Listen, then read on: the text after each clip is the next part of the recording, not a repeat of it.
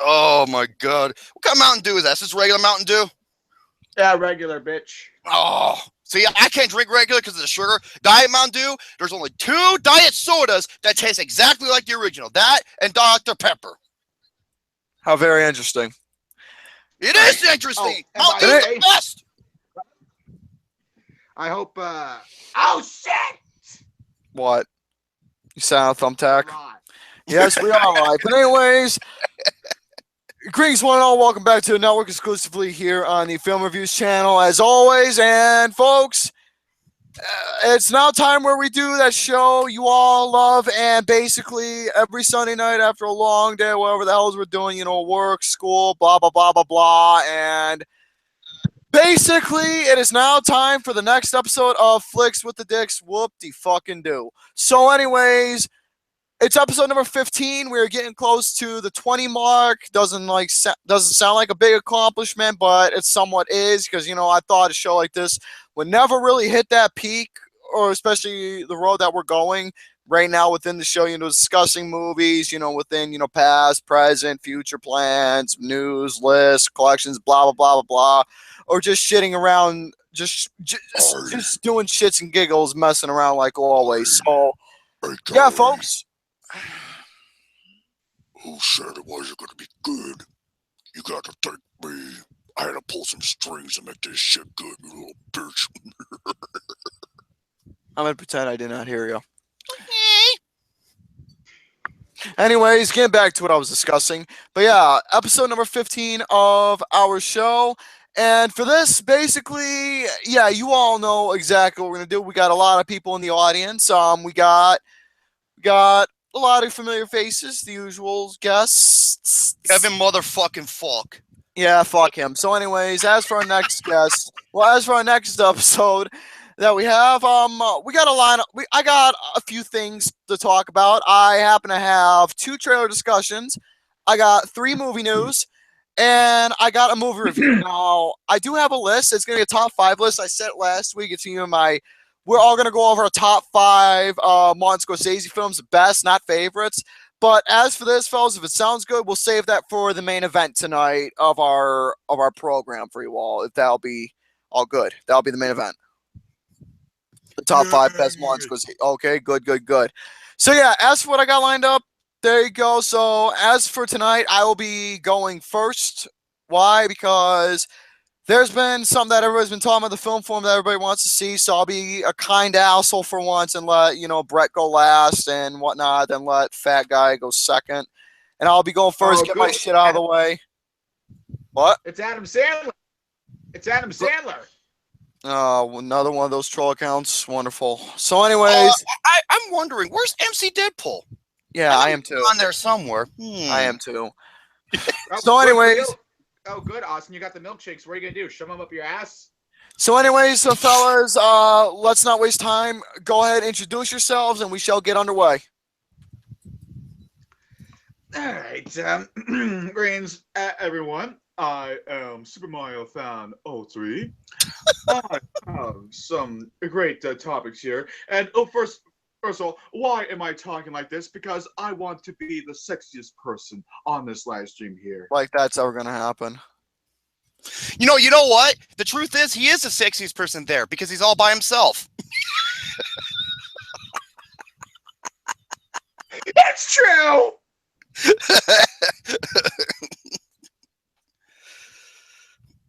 Oh, as you were.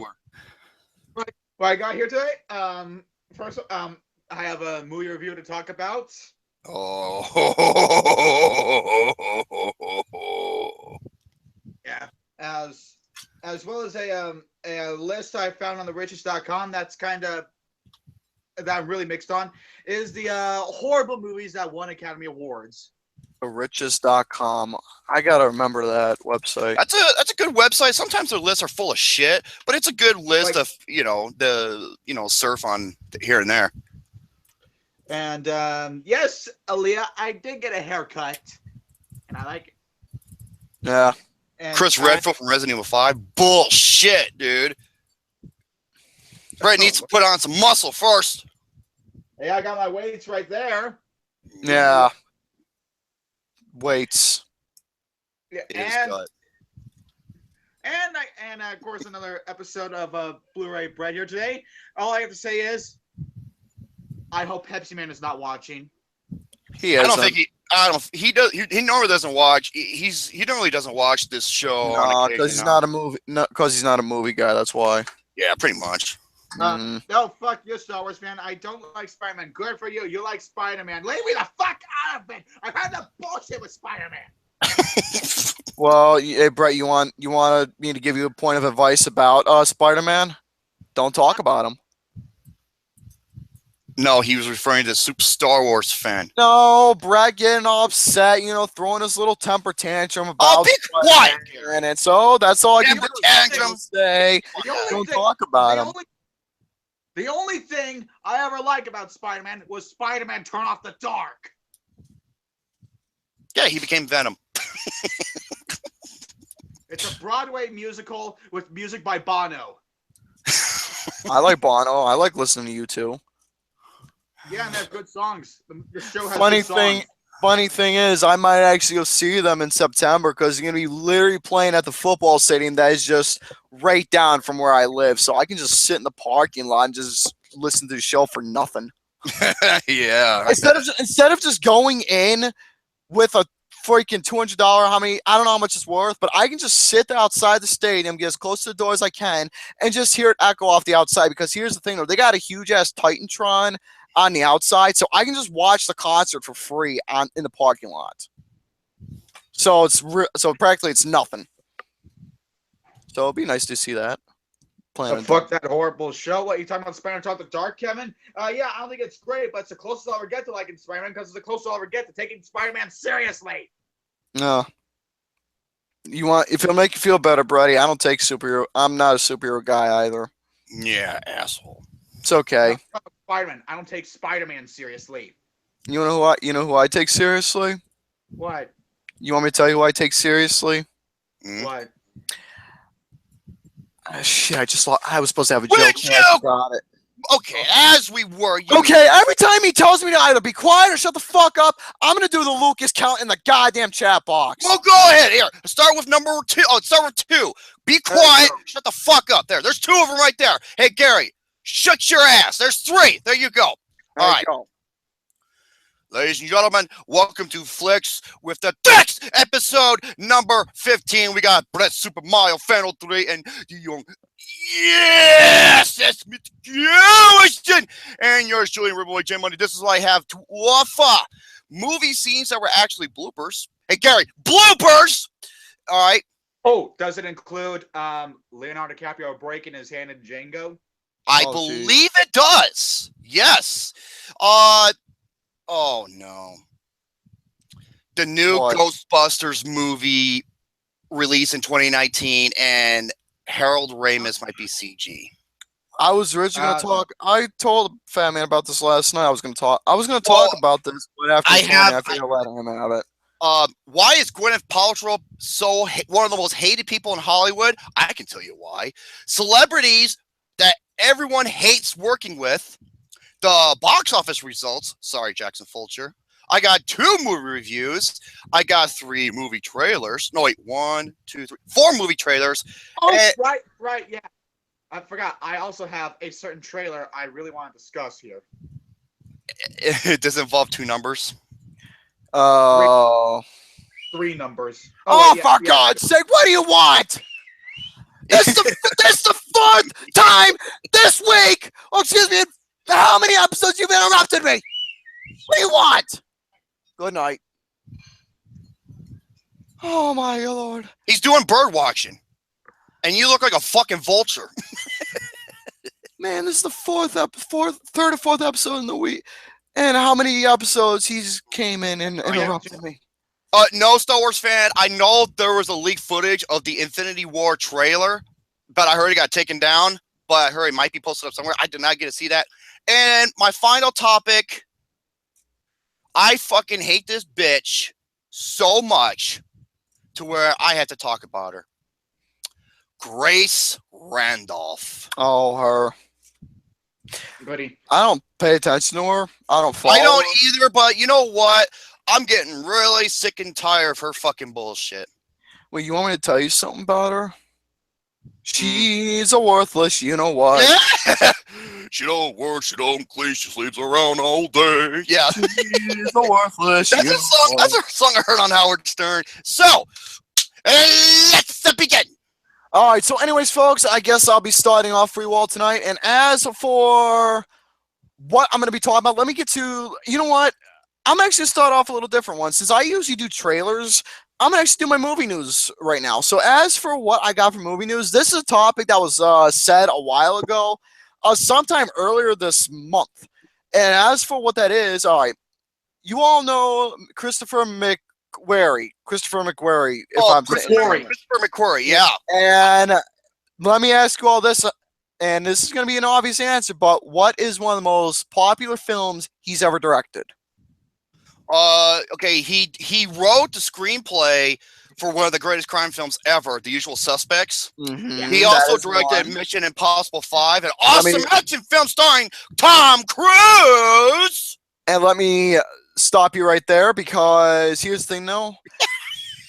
He also did other projects with Tom Cruise, you know, like Rogue Nation, Jack Reacher, and Edge of Tomorrow. Now let me tell you. Oh yeah, he wrote the screenplay for that. That's right. Yes, he did. And this guy is actually quite a genius for what he's done so far. So not a lot of credit for what he's done, but definitely for me to say I'm giving this guy credit and saying he is a genius because right now, as for his next project that he wants to do, he wants to make a biographical film centering around the story of Alexander the Great. Okay, can I have a word in really quick? Now, this has got to be better than Oliver Stone's Alexander because that is the worst historically epic movie of all time. That movie is so fucking bad. Like, it's 3 hours of boredom. Mm-hmm. But yes, folks, I just want to say right now, I'm going to say this not to get off top, but just to lead to my point. I'm a guy who loves, you know, reading stories about, you know, during the Greek times, Roman times, you know, either it's mythological or actual facts and everything before Christ and everything BC or biblical stuff. All that stuff I love reading about. I love learning about it. And this is one of them right here, even though this was a biographical thing. See, we've had movies based off of real, legitimate wait. He is a real person, Gary. I know, but let me get to... His name is Alex Putnam. Yes, that guy. But anyways, continuing on about this with Alexander the Great. See, I've seen movies, now correct me if I'm wrong, the story of Lawrence of Arabia. We all know about that movie. Outstanding piece. We all know about... Peter O'Toole. Mm-hmm. Amazing. Now we all know about, not the remake, but the original of Ben-Hur. Ben-Hur, and you know about it was basically. Think of it as like a spin-off prequel to The Passion of the Christ. And let's just say right now, it's an absolute masterpiece of a film. It is one of the absolute greatest fucking movies to ever be made, and there's a reason why it won 11 Oscars because it came out in '59 and it still holds up to this fucking day. It's a masterful movie. Now, obviously, we got all the Jesus movies. We got The Passion of the Christ, to say one of the biggest ones out there. Pretty much, I can say is definitely one of Mel Gibson's best works he's done ever. Yep. And that reminds me, for next week's episode, I'm going to do my top 5 best Mel Gibson films, and The Passion of the Christ will be on that list. Here's the problem. He's only made, Braveheart, The Passion, Apocalypto, and Hacksaw Ridge. Okay, well, tell you what. I'll do it. The Man Without a Face. The Man Without a Face. Don't forget that. All right, he directed that? Oh, I didn't know he directed that. Yeah, he did. That's he did before Braveheart. Oh, that's right, he did. But anyways, as for this movie, within The Passion of the Christ, definitely. But okay, tell you what, for next episode, I'll do a ranking of his films from, you know, least to best or whatever. I don't know. But I'll probably do some with Mel Gibson next week's episode if I don't forget. Probably not. I don't know, but it's just an idea. But also, we got also films like, now this one bored the shit out of me, but it was a good story, but boring within its pacing. The story of Cleopatra and films based off of Julius Caesar and whatnot. Oh, Spartacus. Spartacus is another one. Hercules, blah, blah, blah, blah, blah. So, continuing on with Alexander the Great, this is a film that he wants to, go into project. This an ideal concept that he wants to do, writing a story, going into in-depth detail of who Alexander the Great is, and basically what his story is and how he became, who he was. He conquered the world with the Roman Empire. So basically, that's exactly what I'm really expecting. So if McQuarrie actually can pull this off with this ideal concept he wants to do and pull off, within his casting and whoever should be Alexander the Great himself and how the story's gonna be written, then this should be, you can say, a pretty good, solid film. But yeah, overall, I'm in for this concept. I just hope it's better than a movie he wrote this year, starring Tom Cruise. What was that? The Mummy? Oh, The Mummy. I've not seen it yet, unfortunately. Oh, that's right. Mel Gibson is doing a sequel to The Passion of the Christ. Yes, he is. And basically what the sequel is going to be about is it's going to be his resurrection. Resurrection. I want to see that. I do too. Yep. I really do as well, centering around his resurrection after what happened. I'm in for it. It's like what South Park. It's like what South Park says. Say what you want about the motherfucker, but the guy, he knows storytelling. He knows how to make a movie. Yeah, he does. He really does. And Mel Gibson is a freaking genius. Yes, he is. And Alea, yeah, I grew up on Linkin Park, and I was heartbroken. I was in tears. Yeah, about the lead singer. Yeah, it's about Chester Bennington. Now, I'm going to say this right now. Not to get off topic, but since people have been talking about it, it's been going on, fuck it, I'll just talk about it for a few seconds. Well, for a minute. Okay, Linkin Park, I never got into their music because you all know what my taste is and what I am. Right, but classic, just because and rock, because I have not gotten into Linkin Park doesn't mean I knew who they are and what they've done in the business. I know who Chester Bennington is, and I know exactly what they've done. Now, here's my theory of what happened with Chester. See, he was close friends with Chris Cornell from Soundgarden. Very close friends. Yes, he was. After when Chris passed away, personally, I think it was a downward spiral for Bennington. Why? Because he lost one of his dearest friends, and it affected him a lot. So I believe that was a downward spiral. Plus, the feedback they were getting with their new sound must have took a toll on him as well. So basically, his inner demons were starting to get to him, and the crazy, Chester Bennington, I think he has 6 kids. Yeah, he has a lot of kids. But yeah, he's a hardcore Arizonan. Exactly. Easily. He's not. Now, here's the thing, though. That's just my theory of, what I thought was a downward spiral for him. Because, like I said, 2 of those major things can affect someone, getting the very negative feedback of your new sound within something that you're passionate for within music.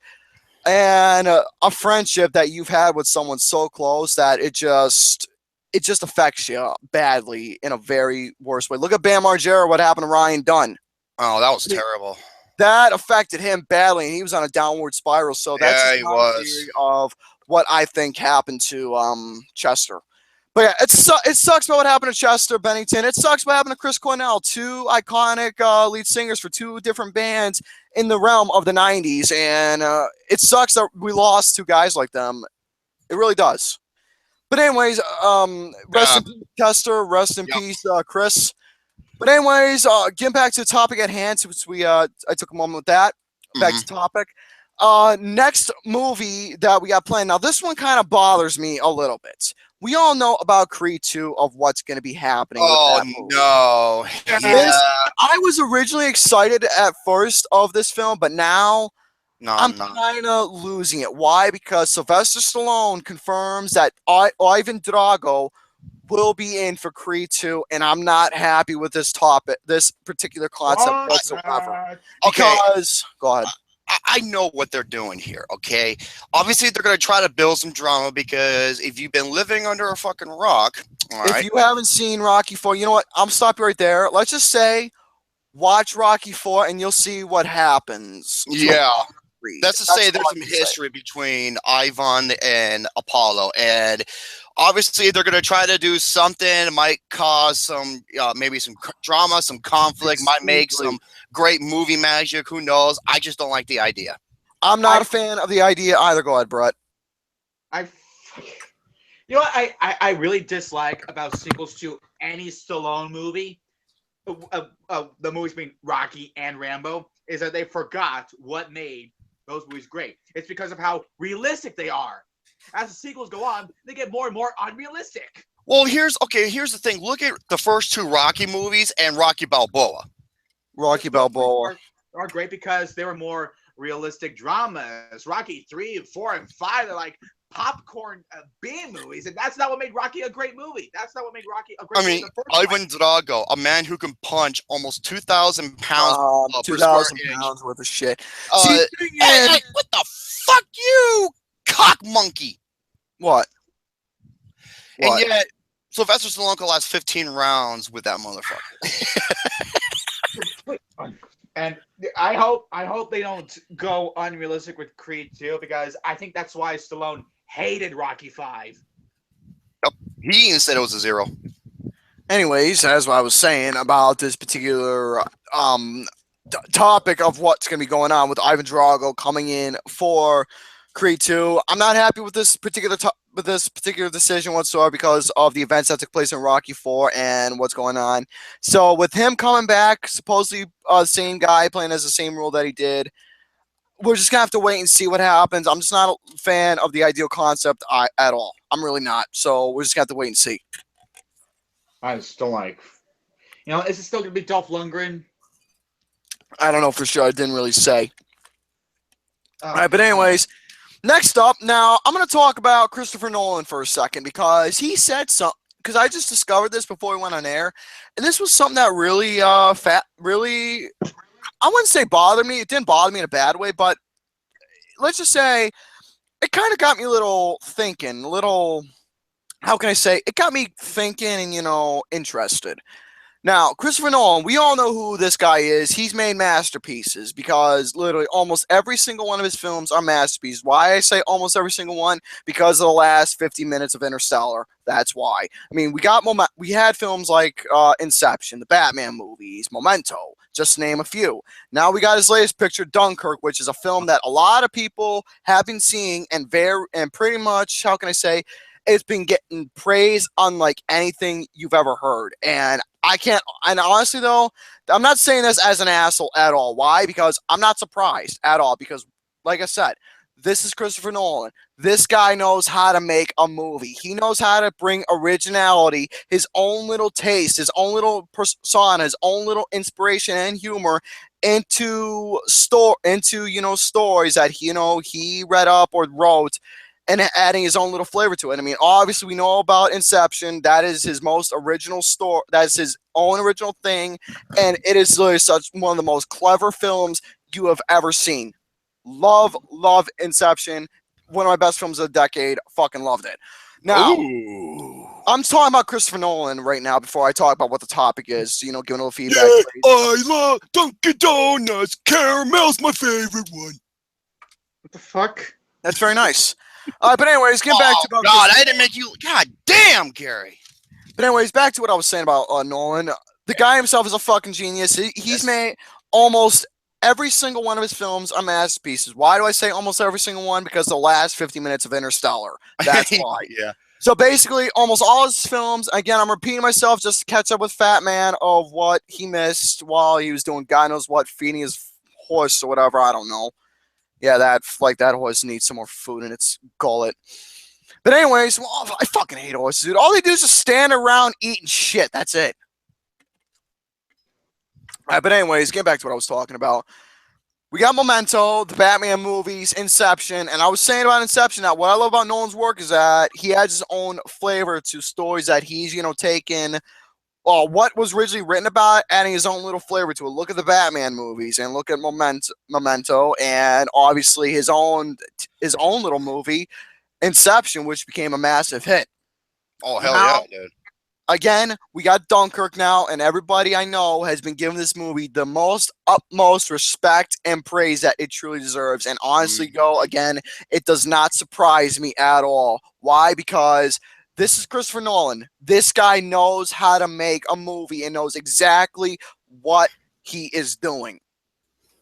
And I respect Nolan a lot for that. Now, here's what Christopher Nolan said about something, and this was his own little take on it. I figure I might talk about it a little bit. Okay. Christopher Nolan mentioned that, saying that he said that this particular actor would be amazing as James Bond. As for this actor he's talking about Tom Hardy. Okay, that's what I thought you were going to talk about him bashing Netflix. No. I refuse to. No, I was not going to talk about that. Because the thing is, this particular one, it really fascinated me, because here's the thing about James Bond. We all know that there's been 24 movies out. We are going to have Bond 25th, and now we all know that, correct me if I'm wrong, that Daniel Craig is supposed to be playing as James Bond once again for Bond 25. And we saw him his role in The Spectre, Skyfall, and Quantum of Solace. And Casino Royale. And Casino Royale, thank you very much. And he's going to be back in Bond 25. Now, here's the thing, though, of what this article said about what Christopher Nolan said about Tom Hardy and seeing what he'd be like as James Bond. So basically, as we said, and I quote, "And while Nolan recently said that he would consider directing a film in the Bond franchise only if it needed reinvention, he curiously seems to be endorsing Hardy for the role when Craig decides to call it a day. In an interview with MTV's Happy Sad podcast via The Wrap, Nolan commented on the prospects of Hardy as Bond, saying he'd be amazing. He really would." Now, I'm going to stop right there for a second. Now, I want to ask everybody in the chat and here on the show, how would you feel if Tom Hardy, and what would you feel how he would come off and he would play as James Bond? I'm thinking is like, what would Nolan do to cover Tom Hardy's face again? It's kind of funny because, well, Dark Knight Rises, Mad Max, and Dunkirk, he has his face covered. But you know what? That's the beauty. That's the beauty of it. You know why? He covers half his face, and he still knows how to do a performance with mannerisms. Oh, yeah, he does. But anyway. But Tom Hardy, I can see that because he's worked with Tom Hardy three plus times with Nolan. But here's the thing. Yeah. Who do I want to be James Bond? Idris Elba. So it'd be interesting to see an African American. Exactly. Don't give me that. Oh, he can't do it because he's black. Give me a fucking break. It would be it'd be something different. I mean, look at Grand Theft Auto. Okay, all the lead protagonists were white, and then we got Carl Johnson, and that's arguably the best game in the series. So yeah, something different. Even Charlize Theron believes that the Idris Elba should play Bond. It'd be interesting. Now, thing is, I'll get to my thought about the second and how I feel Christopher Nolan did a Bond movie. Well, I'll get to that in a second. Nolan also reiterated in the interview that he's met with Bond producers Oh no!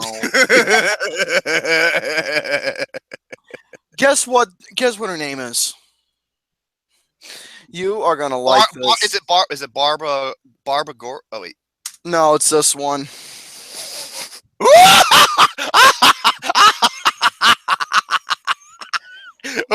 Please say it.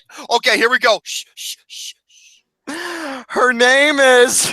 Yes, come on, Honey Buzzers. Come on. Her name is. Come on. Easy. Take a deep breath, like you're walking on like you're Joseph Gordon-Levitt walking between the Twin Towers. Her name is blah blah broccoli. Thank you. Anyways, Barbara Broccoli and Michael G. Wilson, and he would love to work with them at some point, but he'd have to be needed. Nolan's mention of Hardy as Bond comes on the eve of the release of Dunkirk, which marks the third time that the director and actor have worked together. Previously, Hardy starred in Nolan's smash mind-bending heist thriller Inception, and went on to play Batman's Christian Bale chief nemesis Bane in The Dark Knight Rises, and he was absolutely fantastic in it. I could have been a bit better Bane because Tom Hardy, you know how they made him big? 3 reasons. Some certain camera tricks. They put platforms in his shoes to make him taller, and he put on 30 pounds. And I give Christopher Nolan for adding a bit of, how can I say it? A bit of creative cool camera work, and you can say legit props or legit Oh yeah, I mean, practical effects. look at Tom Hardy in the movie Warrior. That was before he shot Dark Knight Rises. Look how fucking big he was in that movie. But yes, continuing on about Christopher Nolan. Now, my thoughts about, and I want everyone in the chat as well play along.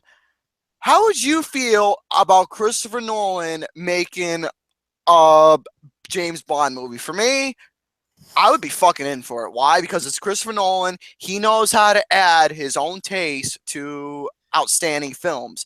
I mean, again, I'll use the Batman films for example. He took a story like Batman, unlike anything. Basically, after all the Batman films we got from the past, you know, from the TV shows to the movies in the 80s and whatnot, that was cheesy. Here comes Christopher Nolan, a new guy who's made some films that gotten praise. But after he made the Batman movies, it was a whole 180 and definitely one of Nolan's biggest trilogy praises, for sure. Hey, Gary. Because here's the thing about it. He took the Batman movies and he made it like anything like we've ever seen or read about in anything relating to Batman. It was dark, it was intense, it was emotional, it was suspenseful, it was action-packed, and it was so freaking outstanding of the atmosphere, the camera work, Batman himself, Joker, Bane, the whole casting. Literally, almost every single word in the English language dictionary of film, or whatever the fuck you want to call that big goddamn book, it was fascinating. Literally, the Batman films are, What? I don't pronounce it wrong. It's just that it's too big of a word for me to say because it's true. They're masterpieces. They really are. So Christopher Nolan adding a twist to the James Bond film, I'm in. I'm really in. Hey Gary, if Christopher Nolan announces that he would do a movie on Gremlins and Barney the Dinosaur, would you still see it? Well, yeah, because honestly though, I would. Why? Because it'd be something interesting and different. Yeah, I want to see Barney to fucking like demolish a city like Godzilla. Yeah, him, Barney, and Godzilla in a match. I would love that a lot. All right, next. What? The Gremlins. What about him doing Gremlins? Same exact thing, except not making them little fuckers annoying. Wait a minute. I remember covering this, that Nolan said he would only do a Bond film if it needs to be reinvented or brought up. Mm-hmm. So who knows? Who's directing 25? Let me take a look real quick. Is it the same guy who did Skyfall and Spectre? So let me take a look. What they announced so far, all I know is they got the director of Victor Frankenstein. I think they might get Patrick McGowan. Yeah, it's the director of Victor Frankenstein. That's the director of Victor Frankenstein. That fucking movie, I fucking hated it. I'm not so sure. It's pronounced Frankenstein. Yeah, I'm calling it Victor Frankenstein because I hated the movie so much. Sam Mendes, thank you. All right, but yeah, I'm not so sure who's directing it. But anyways, let me talk about a couple trailers real quick. Ooh. The first trailer I'm going to talk to you all is a film that I saw, and it's a horror film. Now, knowing me, one of my favorite genres in modern film time is horror. That's one of my all-time favorite genres right now. I'm like Austin. I have a thing for horror films. Why? Because horror films are something fascinating. See, when it comes to horror, I don't really care for gore that much. I really don't. But again, the Saw films I know, but folks, I did a whole discussion about the Jigsaw trailer. I did a video on that. You can take a look. It's there. So I'm not going to talk about that because my whole take is there. But when it comes to horror, I love thriller, and I love either thriller, psychological, or horror. Or not horror, paranormal, excuse me. There you go. Those are my three favorites within the horror genre that I love watching. Now, this one is going to be a thriller. This is one I saw that I think this might be an original concept of an urban legend. I'm going to discuss you all about the trailer of The Snowman. Oh, yes. That's Michael Fassbender. Michael Fassbender. Now, when I saw the trailer of The Snowman, one word came to my mind about this film. Interesting. That's the word I could say. Why? Because here's the thing, though. You saw this freaking murder guy with this big ass snowman mask or head or whatever it is, just killing people, and you got all these cops, getting together, trying to figure out who in the hell this guy is within the teasers of what they were giving in this trailer. And I'm gonna tell you right now, from what this is coming off to me, I think this is going to be another one of those urban legend type of movies, adding a thriller taste to it instead of like a haunting like the Bye Bye Man was, and that movie fucking sucked. Like Jack the Ripper? Yeah, like Jack the Ripper I never saw. But anyways, here's the thing though about how this movie's coming off. This film, when I saw the trailer, it is not coming off to me as one of those stupid, cliche, college kid, no fucks given horror films. It's not coming off to me that way. It's coming off to me as something interesting. It really does. Not that stupid cliche bullshit you get like you've got in the Bye Bye Man. You got actually something interesting here, especially with a guy like Michael Fassbender playing in a film like this. Yeah, this is interesting. I'm gonna say I'm all for it. But if a little bit more information, comes out about this film, a little bit more story, a little bit more background, I probably might do that in my off time about what this is about. We might actually get something.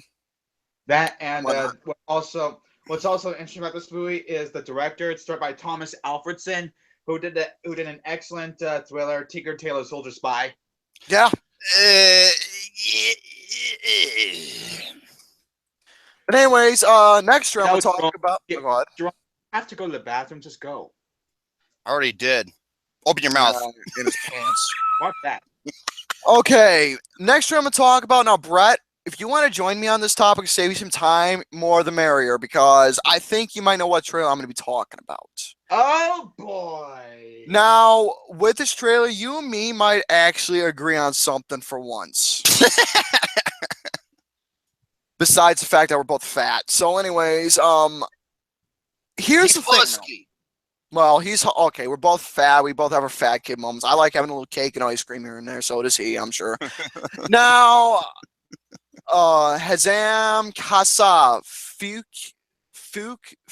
you. Who the fuck is Hazam Kassav? I don't know. I'll keep an eye. I keep it in an eye, as you were. Fook. Yes, Fook me. I Fook myself every single night. Why? Because I'm six times a day. Mm-hmm. Yes, at least 7. Now, a lot of people were saying in film forum and on Facebook that this trailer looks bad. It looks shitty. All because, it's Charlie Sheen. Oh, I want to join you. No. I want to join you. I saw this trailer. I'm just like, you got to be fucking kidding. I don't know. I'm going to say this right now, people. I don't know where you're coming from. I really don't. And I'm not saying this as an asshole because it may sound like I am. Folks, for you saying that, it looks terrible, looks like a mess, blah, blah, all because Charlie Sheen, I'm sorry. I beg to differ. This actually looks interesting. Okay. It really does look interesting. This is why I have to say. The reason why I don't think this movie looks good is because of how it was presented. Yeah, right. Within the trailer, for sure. I was watching this. Not because of Charlie Sheen. I mean, dude, Charlie Sheen's done some great films in the past, dude. Mm-hmm. Look at Platoon. Look at Wall Street and many Major League and many others.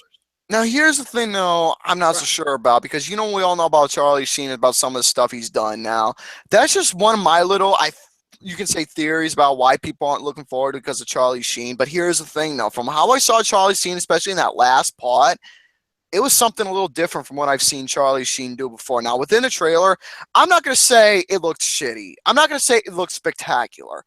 I'm going to say this right now that this was something you can say a little bit different. Nothing, I'm not saying, praising it or shitting on it. It was just something different like, hey, we might have something interesting here of a different perspective of a 9/11 film. Now, obviously, though, the trailer did not look presentable in a way. I'm going to sound biased. It was not presented well, but it wasn't. That was the problem. It was not presented well at all. But here's the thing, though. We've had those times in film where you got a shitty trailer but a good movie, or a good trailer and a shitty movie, or both of them together. Shitty trailer, shitty movie, good trailer. Same exact situation. It just depends. So from this, what we got. This is not really a presentable trailer. I'm not saying it's shitty. I'm saying it's just not. I'm just saying it's not presented well. That's all. Jackson Fulcher made a great point. And his point's the last line in the trailer, I was like, that was not a good line of dialogue, especially for the tone and the type of movie that this is. If you don't know what this is, they say it's based on actual events about a group of people who are stuck in an elevator in the World Trade Center during 9/11. Mm-hmm. Now, here's the thing, though. The trailer was not really all that good at all, especially with a lot of things going on. But like I said, this was something different. Why? Because of Charlie Sheen, you know, in a different perspective of what we've seen him before. So, yeah, this was something different, but the presentation was not all that good. So we're just going to have to wait and see, as always. Well, if you want here's what I have to say about the 9/11 trailer. I was watching the trailer. I was listening to the dialogue and hearing that terrible music. I'm saying to myself, okay, is this some sort of sick idea for a spoof film? And I looked at it, I was like, wait, this is supposed to be taken seriously? This is very manipulative. Yeah. And I want to say, and I'm not saying because, Charlie Sheen's going to suck. It's just, I like the idea of Charlie Sheen and something different, especially given the sort of reputation that Charlie Sheen is in now. Yeah. It helps to put him in a different kind of movie. But this, I'm not. Okay, hold up, Brett. Hold up a second. Hey, Star Wars fan, prediction, everyone, dude, seriously, not cool. Are you a fucking idiot? Not cool, dude. Okay, first of all, you know what? Hold on a second. Just for that, dude, for that type of prediction, I'm gonna put him in timeout. I already did. I'm sorry. I'm not gonna accept that on my channel. That is fucking retarded, dude. Okay. Dude, continue, Brett. Star Wars fan, this isn't Titanic where you can say, spoiler alert, the ship sinks. This is something that is fucking hell, dude. I don't like people saying stupid shit. Go ahead, but, okay, wait. Not a fan of 9/11 movies. I will say this though. There's one film that's about 9/11 that's a masterpiece, and I called it Paul Greengrass's United 93. This movie is a 10 out of 10. This is a film everyone needs to see. I've not seen it at all before, but yeah. It's another thing about this. Speaking of which, I was, whenever I watch like movies like United 93 or real life 9/11 footage, I just. Look at the face he made. Oh, that's a picture I'm going to be taking. Plane crashing when I saw the planes crashing in the building, I did not cringe at all. Well, I did not feel like I've been shocked about. I'm just so distracted by how bad the trailer looks. Not even like the plane crash made me feel like devastated. I was like, I'm so distracted by how bad the movie looks. Yeah. What do you think of Oliver Stone's? Oh, the World Trade Center. It was okay. See, here's the thing though about. Oh God. Paul Greengrass did another movie about 9/11 the exact same year, and it was done way better. See, here's the thing about 9/11 in general. And here's the thing. No, this is a sad thing, but my folks, that's their anniversary. That's their anniversary, dude. That's their anniversary of being together. And a buddy of mine, Chappie, if memory speaks, his birthday falls on 9/11. Cameron? Yes. Chappie. Who needs to play Battletoads? That kid in general. Yes, he does need to play Battletoads. He really does. Yeah, his birthday, I think, believes fall on that date. So we got a couple unfortunate things going on, especially with a date like that. Now, I'm just going to wrap the show because personally, I feel a little uncomfortable talking about a movie, especially with an event like this, but just to wrap it up about the shit. Not presented well at all. And if I see... shit. Ben Wilner said it was scary because my dad was supposed to go to the World Trade Center that exact day. Oh shit! Oh, and here's another thing. I've said this before. This one individual missed his flight because he's always sleeping in or partying and stuff like that, and he missed his flight for a meeting or a business trip. And guess what? That plane was one of the 4 planes in 9/11, and that was Seth MacFarlane. Really? Yes. Really? Fucking hell, dude. That is... Yeah. I forgot what plane it was. Shit. He even explained this, too. He explained on Howard Stern's like, yeah, this is actually true. So, fucking crazy. But... you can make a 9/11 movie work. Look at United 93. That is a masterpiece. Oh yeah, easily. And another thing I mentioned about this movie, did they have no idea what they called it? So like, okay, let's just call it 9/11. I'm just thinking, really. That's okay. not good. I will say there is. Mark Wahlberg was also supposed to. I believe that is true as well. There's this one movie. Oh my God, that scared the shit out of me. Well, there's this one movie. It's one of the worst endings I've ever seen. It made me give this movie the biggest fuck you I can ever give it. You remember the movie Remember Me? We saw this like a couple months ago. With my family. My girl bought the Blu-ray. I hate the movie because of how bad the romance is. I did not buy their chemistry at all, and of course, I predicted the outcome of it. I was like, yeah, of course. Oh, that ending was like, I was just like, fuck you, movie. Really? Yeah. I hate when movies like this and Extreme on Incredibly Close try to make connections to 9/11. I was like, what the fuck? Yeah. Mm-hmm. So yeah, that's gonna do it for my discussion of that trailer. Yeah, all right, next up. Not a good trailer. Nah. Next up, I got is a movie review for you all, and now I'm gonna talk about this twice. Really, why? Because I'm gonna do two separate reviews on this. I'm gonna do this. You know what? I'll think about doing it twice in a row. Why? As a separate due to the fact because I've been thinking of ideas for an opener, but I don't know. But anyways, he's gonna do two of them because he's got a clone machine. Yeah. The other guy, black and white. That motherfucker. Him and Tiny. He's got a nice jacket, though. I wish I had something like that. He's got good taste in women, too. Huh? And he's got good taste in dessert. So anyways, as for my movie review, I was up watching television, minding my own business, and all of a sudden, here comes this movie called That Thing You Do. I never even seen...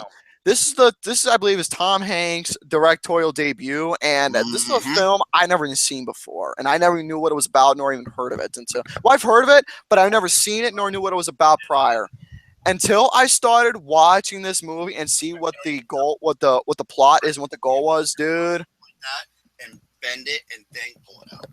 Yeah. No, don't. What the fuck?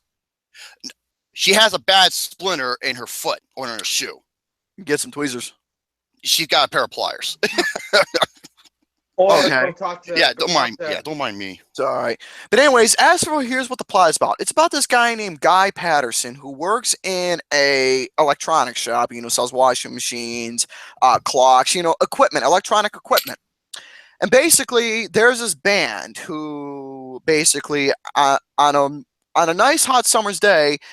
Their drummer, Chad, broke his arm, and they needed a replacement. So they asked Guy to fill in for him just for one show to win a talent show. Because Jimmy, who was the lead singer of the group, which is the Wanderers, they wrote a song called That Thing You Do, which is a self-titled song of the movie. So basically, it was supposed to be a slow piece, but as soon as they got on stage, Guy added his twist of making a nice, fast-paced rock and roll, dude. From there... This movie goes into detailed experience of how a band gets its record deal, rising to fame, and the downfall. And this film, I fucking loved this movie. I fucking loved it because this was in my alleyway. This was in my alleyway of films I love. For this being a music movie, this was in my alleyway. This was down my path of what I love. This film, within its showcase of how it works, going on stage, getting a band together, having its own, persona, its own gimmick, rising to fame, playing on stage, booking gigs, and especially most of all, what makes a band big is making a record. And for that song, That Thing You Do, which was their one-hit wonder, because in one scene, not to spoil, Tom Hanks talked about, the Wanderers. It made sense that they were a one-hit wonder. No pun intended for the Wanderers. But still, this movie itself, within its showcase of what the story was about, and Tom Hanks directing, because here's the thing about Tom Hanks. He's a guy who has a good taste in music, because no joke, not to get off topic, He's the one who introduced the Dave Clark Five into the Rock and Roll Hall of Fame. Mm-hmm. And for him to do a movie like this, it was perfect. It was a perfect directorial debut for Tom Hanks to do. And this was definitely a phenomenal movie, especially how he casted himself as the manager, Mr. White, for the band's manager and whatnot. This was an incredible movie. And here's the thing that really set off about this movie. Every single song that the band did, it was all original music. It was nothing reproductive. It was it's like a John Carney film. It was all original music that was written and have that 1960 style to it, and the music itself is incredible. The score is just phenomenal with outstanding classics. It fits the time period of the early 60s. 1964, I believe, is when it took place. Yes. Also, the casting itself, a lot of new guys, but still, it was an outstanding casting. Everyone did a phenomenal job. Steve Zahn, who played as Lenny, he was hilarious throughout the whole film because there was a running gag where a lot of girls kept turning him down because they were all falling for shade. They're falling for shades mostly because he was the dentist in the group. That running gag had that was funny. That was actually clever. It was. Because here's the thing, each member of that band had its own gimmick. Jimmy was the talent. Shades was the brains behind the group. Lenny was, the goofball, and I forgot what the bass player was or whatnot. So still. But overall, dude, this movie was phenomenal, especially the romance and the story they were sending around with Faye and everything of what her role is in the band and how, everything built up between Shades and Faye. It was beautiful, absolutely beautiful, and that ending was phenomenal. This movie earns a 5 out of 5, no doubt from me. Yeah, this was outstanding. And the thing with Tom Hanks is you can tell that he has something to do with it, because if you don't know Tom Hanks outside of the movie industry, he is so much full of personality that you wouldn't believe it. And even many people have said this. Many people who worked with him outside of the movie industry and hang out with him said he is one of the funniest human beings. They say he could have done stand-up comedy. Like, there's this infamous picture. Like, he was at a bar with some friends, and one of the buddies passed out drunk on the table. So what does Tom Hanks do? He tells him to get his camera out, and he takes a picture of a selfie while he's passed out on the table, and Tom Hanks is giving like that smile with the thumbs up, so that when the drunk guy wakes up, he realizes he got a picture of Tom Hanks. Wow. That's the kind of guy he is. He's a funny dude. And he is one of the most, even Watch Mojo had him up there as one of the most likable people in Hollywood. Oh, yeah, he's a really cool dude to talk to. And Adam Sandler, take some notes, because he can not only do drama, but comedy as well. Watch the movie Big. So, yeah, as for this note, now, when it comes to big directorial debuts, it's rare when an actor especially brings a directorial debut. And this one right here, this was one of those rare films that where an actor starts directing films and makes it an outstanding directorial debut. This is one of those films and Tom Hanks did an outstanding job of this film. I watched it like twice over today. Why? Because this film was so fucking fascinating. And so he not only directs it, but he also stars in his own film, and he's excellent. Hey, M. Night Shyamalan, take some notes. Because Tom Hanks is a genius when it comes to acting and directing too. This film was phenomenal. You all should know this is a 5 out of 5 coming from me. It really is. It deserves a 5 out of 5 because this movie is phenomenal. Right now, the record that you saw in the movie of That Thing You'll Do, I'm actually on the hunt of trying to find the single, the actual reproduction of Playtone Records, the actual copy of it right now. It's rare, but I'm gonna find it and I'm gonna have it in my stash. But that's all I got for my topics until the Martin Scorsese lists. Fully. Now, if I wasn't getting excited, but I can't get excited because a couple of auto fucks are in the chat and they're writing on my ass. Oh, Skid and Mudflap. Fuck God, you're some of the worst characters in movie history. Fuck. Oh, God, they were bad. Okay. I just want to go over this real quick. This is from Screen Rant.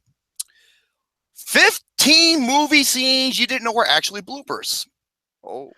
Please. Here we go. Please Oh, I let know one of Django them. go. Django, Okay. Django, Would you be quiet? Okay. Speaking of be quiet, the droid smack from Star Wars Rogue One. The sequence where K2SO, played by Alan Tudyk, I think that's how you pronounce his name. It's a scene where he smacks when he smacks him, but he wasn't in pain. He was totally caught off guard, and Luna began to laugh at the hit, and he covered his face. That was not planned. So pretty unique. Number 14. The creepy daughter fucker. Blow your nose from Annie Hall. Gesundheit. He didn't mean to sneeze in that thing, actually. I know.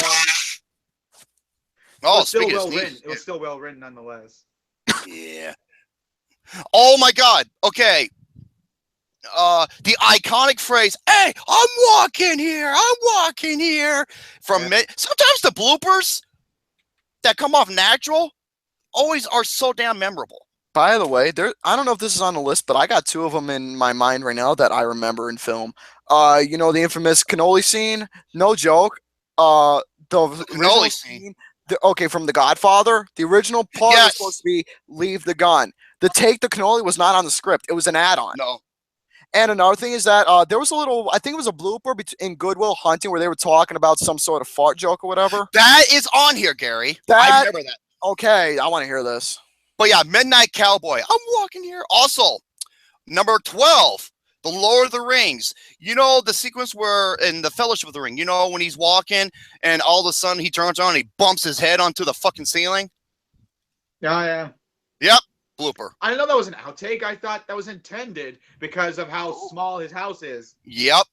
Number 11, Leonardo DiCaprio. Yes. Yes. But it's not Django Unchained. What is it? It is Titanic. It was a scene when he was going to draw Kate Winslet when she was naked, and then Leo slipped up and said bed before correcting himself saying couch. Ah. He's like, on the bed, on the couch. Number 10, Aragorn is the man. Another one from Lord of the Rings. He wasn't the original person in the role of Aragorn. So when it came to all the combat training that had been done, Viggo was a bit behind to start. That being said, he probably had the most badass unscripted moments in the whole series, including kicking a helmet so hard and grief that he broke 2 of his toes. Oh, jeez, dude. Here, the actor playing Lurtz couldn't see well enough in his prosthetics to actually miss Viggo when throwing the knife back at him. That's totally fine. Why? Because Viggo was so well adapted to the realm of Middle Earth that he channeled his inner ranger and battered that dagger away with the sword for real. No movie magic. Pretty crazy. Number 9, watch your head. Star Wars, the original Star Wars, when the stormtrooper, the group of stormtroopers were walking, and all of a sudden he hits his head. You know those doors that rise up. It's like, whoosh, and the stormtrooper's walking, and doink, and he hits his head. It's in the background. Yeah, that's that. Number 8, the farts from Matt Damon. Yeah, that was Good Will Hunting. That was just a scene that was filmed and it was left. Yep, now, and even the cameraman was laughing his ass off. Now there was another blooper as well. I don't know if this is on the list, but Heath Ledger's the Joker walking from the hospital. We're gonna get to that. Blowing up the hospital, where clearly it just happened. All of a sudden, Nolan said, keep rolling," and all of a sudden, a few seconds later, just explodes, and it literally scared him. That is on here. And yes, it is. Oh, what about this other scene that was a blooper? You want to hear the most annoying sound in the world? No. Oh, I don't. No, God. I don't think that's even on here. Really? Number 7, The Elegant Princess. Anne Hathaway in the Princess Diaries. It was when they're going up the bleachers, when they're marching up. Hathaway does a little turn, slips on the wet wood, and comes crashing down on her hard ass. But Hathaway's reaction was a belly laugh. and it actually it kept into the scene. She actually slipped and fell, which was unintentional. Oh, it's not intentional. Yeah. Number 6, just the usual suspects. The beginning scene where they're like, "Hand me the keys, you cocksucker." Oh, that was great. Yeah. Have you heard the TV edited version of that scene? Oh, Hand me the keys.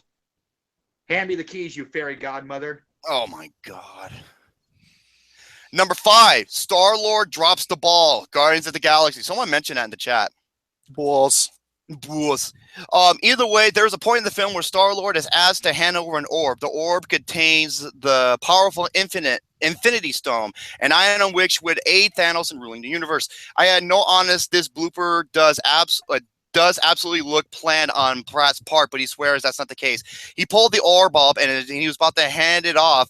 It slips from his hands, but according to already ridiculous comedic quality of the film, Pratt ducks out of the frame, grabs the orb, and presents it again, keeping exactly in line with the fun poking edge of the film was known for. Oh! What? Sorry. You butthole.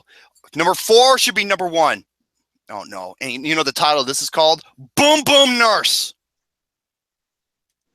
Yeah, Boom, it's boom. titled Boom Boom. It's fucking Boom Boom. Yes, that is Boom Boom. The Dark Knight, from The Dark Knight. He's either walking out in the nurse's outfit. Oh. Yeah, and shit's blowing up, and all of a sudden it stopped. And it wasn't supposed to be like that. And he's still he's staying in character, and he's like, what the fuck? So he's messing with the controls. He's trying to make it go boom, boom. Yeah, boom, boom. And all of a sudden, the explosions did go off, and it scared the shit out of him. So, number 3, Dancing with Grace, True Lies. It's the scene with Jamie Lee Curtis when she's doing that sexual dance tease to Schwarzenegger when he's in the shadow, and you know how she's going around the bedpost and she falls. That was a blooper. Number 2, that's how to ask for another take. Lemony Snicket's A Series of Unfortunate Events with Jim Carrey. I haven't seen that movie in a while. And number 1, Back to the Future Part 2. What the fuck? Where's Django? I don't know.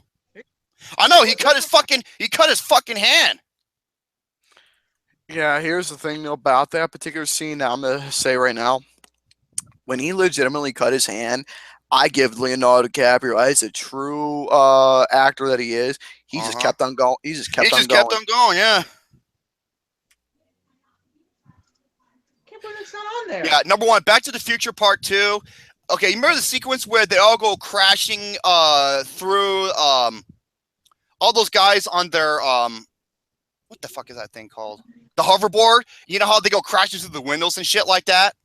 Yeah. Well, one of them didn't go through the window.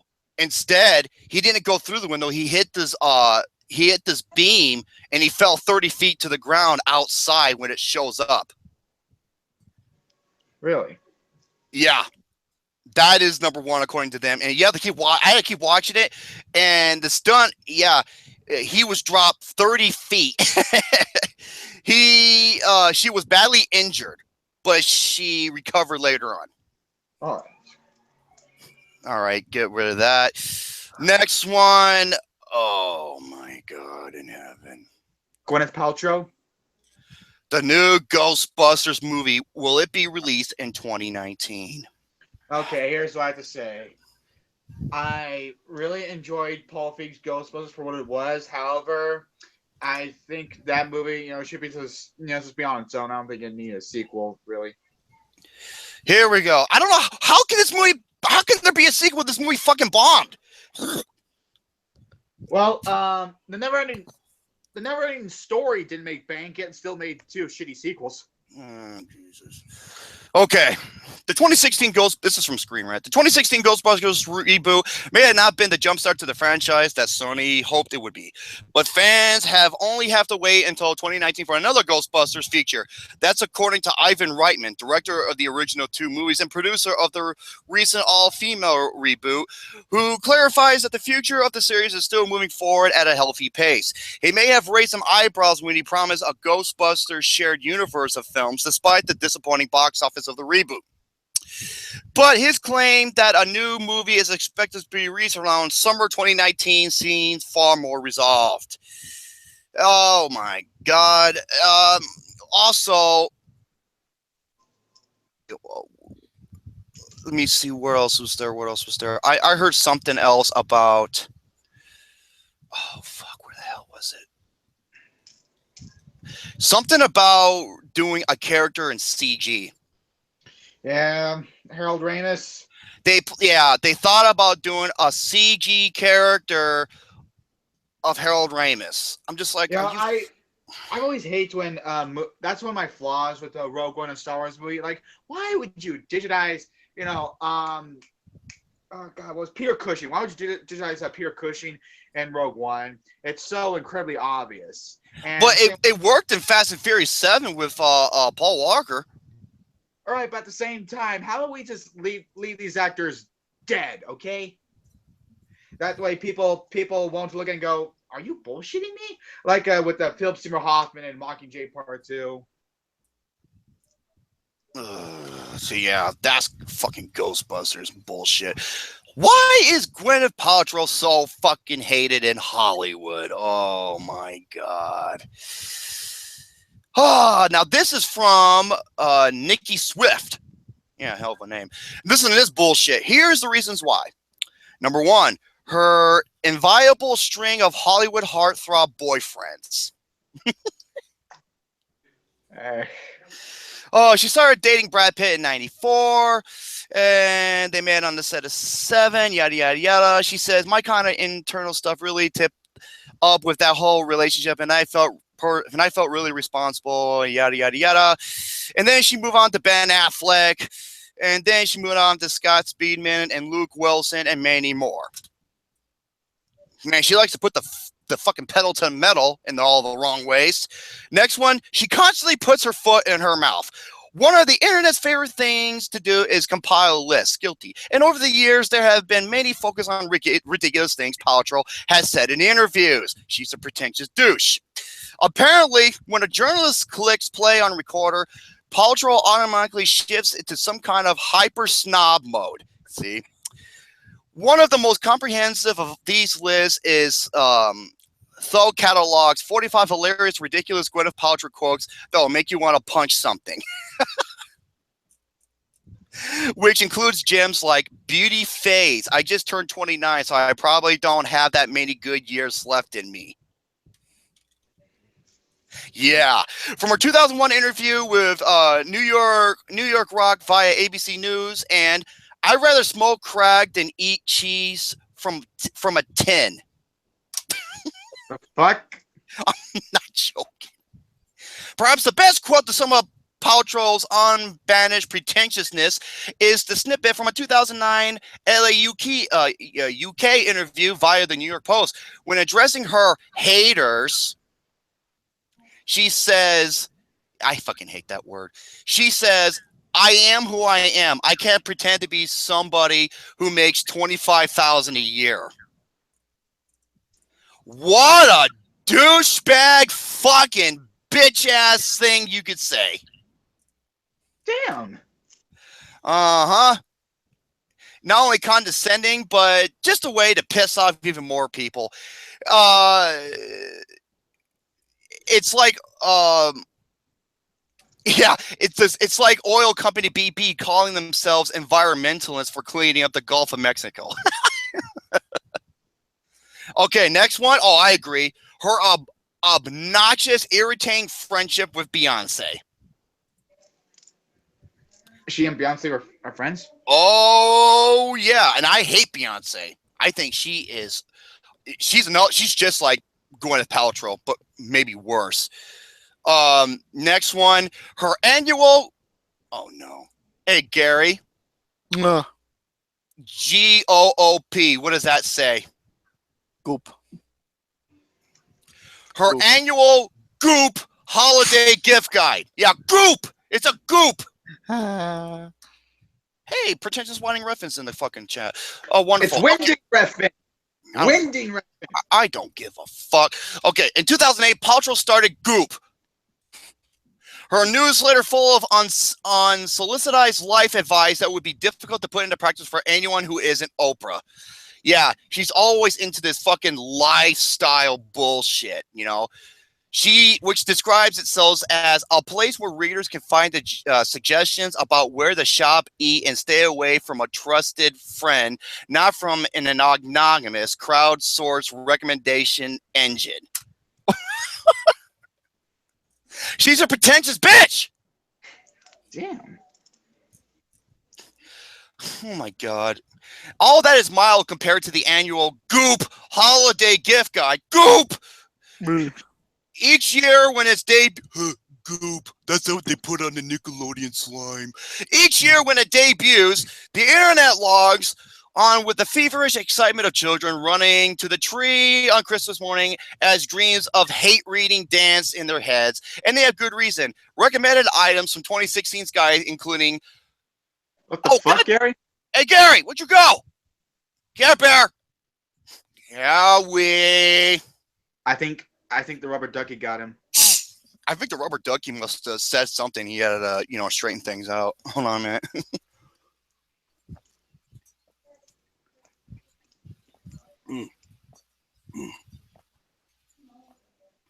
Shall we continue? I was so thirsty.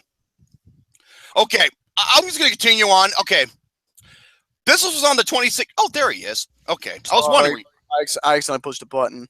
You fucking goofball! I'm sorry. Quit pushing buttons! Okay. No more pushing buttons! Okay. Hey, someone, maybe I should call NASA and warn them, hey, if you're looking for someone to hire, don't hire Gary.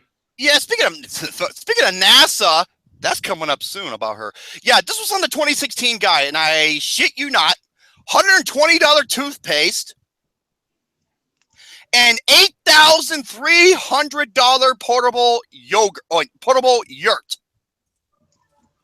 Okay. Yeah. The guide reads more like an inventory of a Saudi print storage until then anything than reasonable person. Oh, okay. Person would be able to afford. Seriously, if someone bought you a $500 umbrella, instead of just giving you that cash, we would feel you'd be justified in a court of law where you can beat them senseless with that umbrella. Oh, the time that Goop got burned by NASA. I smell sex and candy. That's the best fragrant. As we just mentioned, Gwyneth Paltrow's Goop newsletter. How many times do they have this fucking word in here? Which has since grown into a full-blown lifestyle site, is known for its outrageous product recommendations. But the controversy isn't always about the price tag. For example, Goop came under fire after promoting Jade eggs that gets inserted. Oh my god. Okay. What I'm about to say, folks, is I am not kidding you.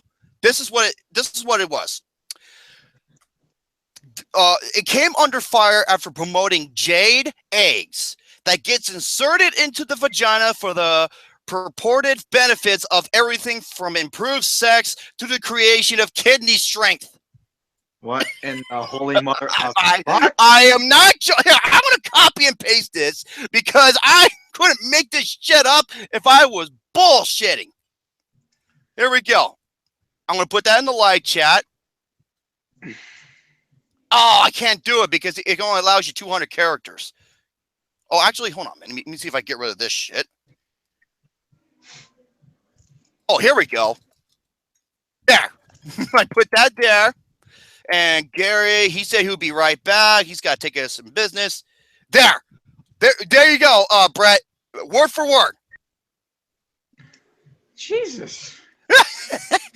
Yeah.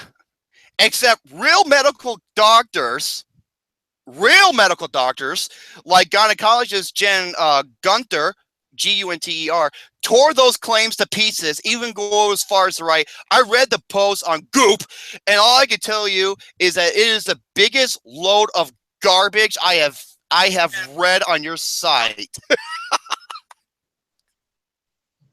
Well, damn. Yeah. And even NASA, 2 representatives from NASA told Gizmodo was absolutely zero merit to the claim for most of this bullshit that goes on. Okay. And another thing that Gwyneth Paltrow said, she compares herself to the common woman. That's, how is that? What? Okay. Yeah, okay. If you can point us to any woman who would enjoy being described as common, well, point to someone who thought Shallow Hal was a great movie. Yeah, no shit.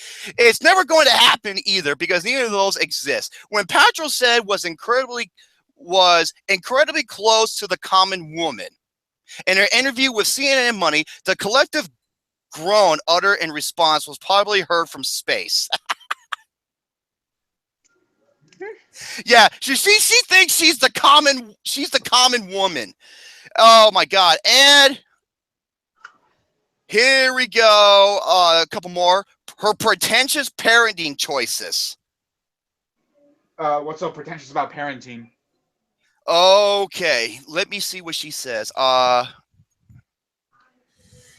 When it comes to food, Gwyneth Paltrow is the absolute queen of obscure culinary references that would probably leave even top chefs scratching their heads. She has champagne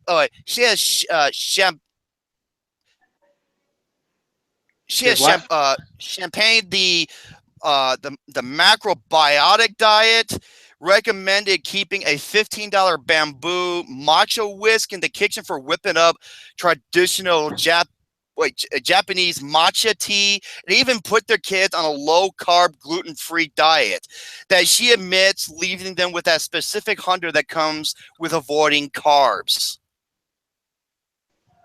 You stupid bitch! Your body needs calories and carbs to burn. What do you think? What do you think Gordon Ramsay would say about that? Oh my god! I don't know. Oh, Gordon Ramsay be like, Gwyneth Paltrow, your face reminds me of baby vomit. Every time I take a shit, it reminds me of you. Probably say something like that. What else is there? Oh yeah, she named her kid Apple because she thought she was so sweet. Oh, fucking really? I'm dead serious. Her daughter's name is Apple. Then does Adam Sandler name his kid shit? No, he names his kid Cancer. Oh my god. She embarrasses her adolescent daughter by suggesting to end style that many of Apple's friends have had precocious puberty because of the endocrine disrupting hormones and everything. Oh god. Conscious uncoupling.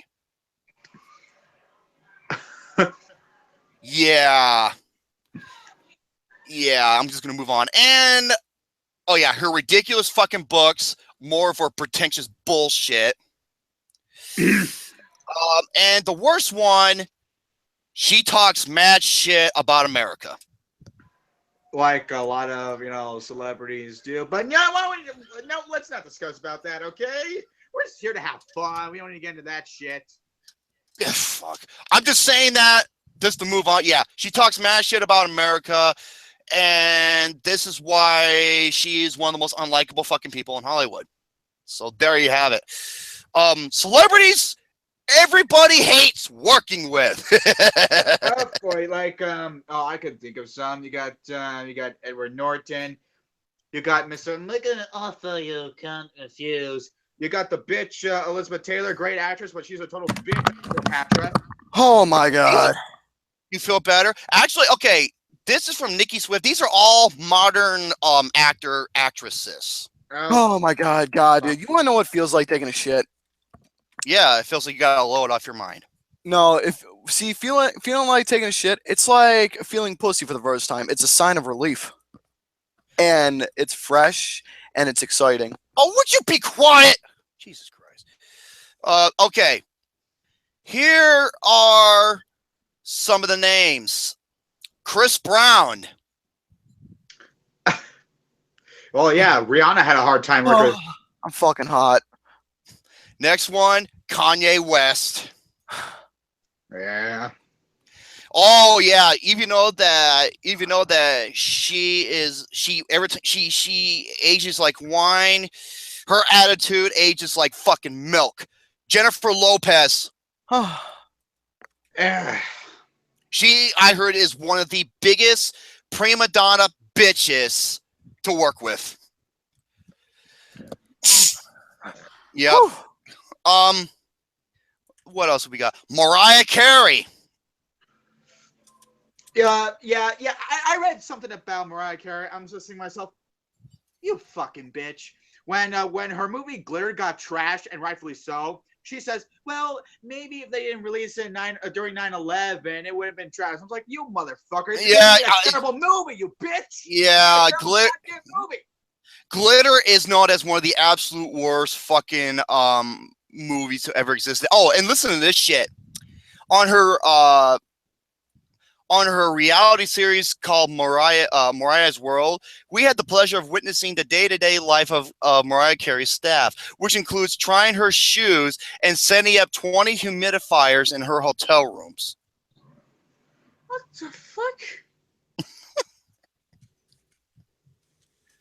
And of course, she had her New Year's Eve awful performance. Oh man, yeah. And of course, what you said about the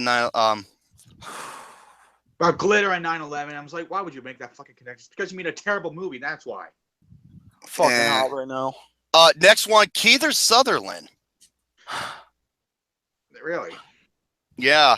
Oh, Freddie Prinze Jr., who was on 24. I remember. I love 24. He said this almost led him to quit acting for good because of Kiefer Sutherland and his unprofessional shit. Oh, really? I thought it was because of the terrible Scooby-Doo movies. Oh, no. The only thing good about the Scooby-Doo movies was Matthew Lillard as Shaggy. That was it. Yeah. I was about to say the same thing, and I heard Freddie Prinze Jr. did try out for the role of Spider-Man, but Tobey Maguire beat him. Yeah. Next one. Oh yeah, you expected this. Sharon Stone.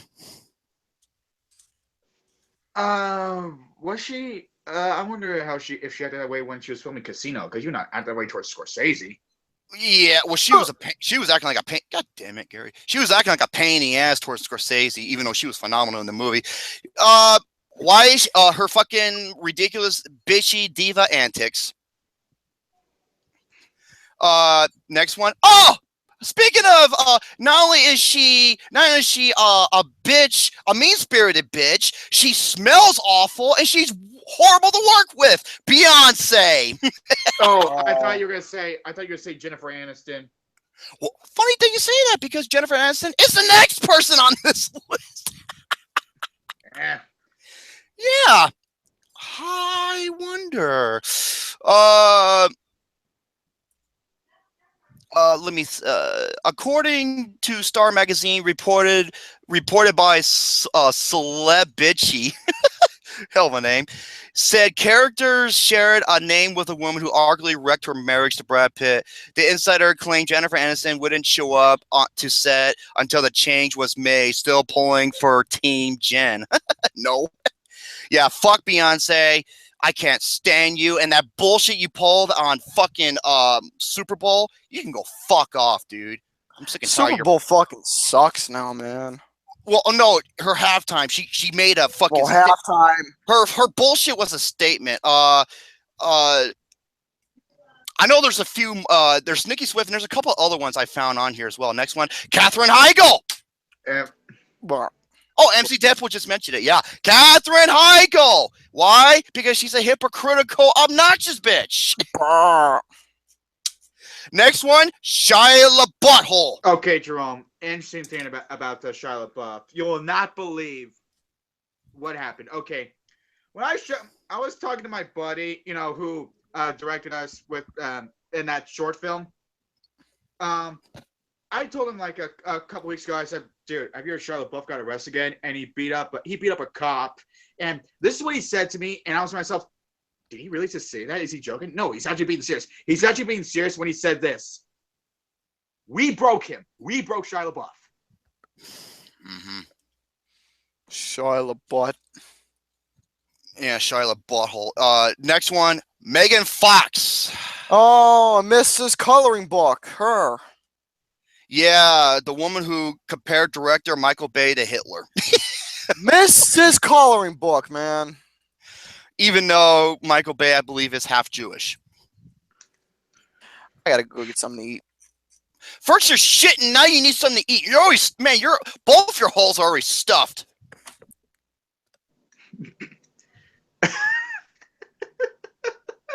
It's one's going in one hole, the other one's going out the other hole. They're always stuffed full of shit. For your information, I gotta have my fat moments once in a while. You fucking human centipede.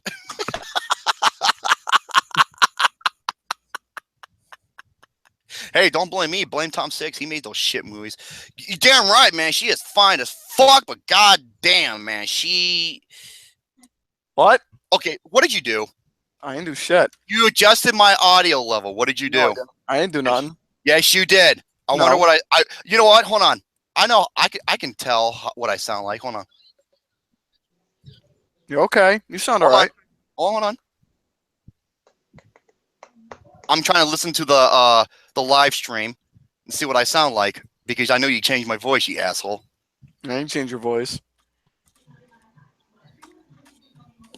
Okay, yeah, it sounds okay right now. Fucking asshole. That's what you get for calling me a human centipede. Okay, I'm sorry. How about human Asian fucker? There, is that better? That's better. So quit adjusting my voice! Okay. Say please next time. Pretty please, Mr. Gowie. Okay. You get orange sherbet yogurt. Okay, I know there's a few more that people cannot stand working with. I know, because like I said, it's multiple sources. I think that's most of them. Yeah, that is most. Where's Edward Norton? Oh wait, I have multiple sources right here. Edward Norton, because of his demand deals and how he treats. Look at watch the movie Birdman, because that is pretty much literally a great analogy of how he actually is. And everybody's heard about. Would you shut the fuck up? And what about Mike Myers, who fired someone for looking him in the eye? I don't remember that. Yeah, rumor has that Mike Myers actually fired an agent, I believe, because all he did was just look at Mike Myers straight in the eye. Oh, here we go. This is a filmmaker, David O. Russell. Yeah. Why? Because he's a real cocksucker. Yeah, you made a couple of good movies, like what was that one with Ice Cube and George Clooney? Three Kings. Yeah, Three Kings, Silver Linings Playbook, and The Fighter. And The Fighter. Those three movies I say are terrific. And also my favorite movie, 2013. It's not better than Wolf of Wall Street. I'm sorry. That's my second favorite. That's my second favorite. Get the fuck out of here. I love it. I still love it.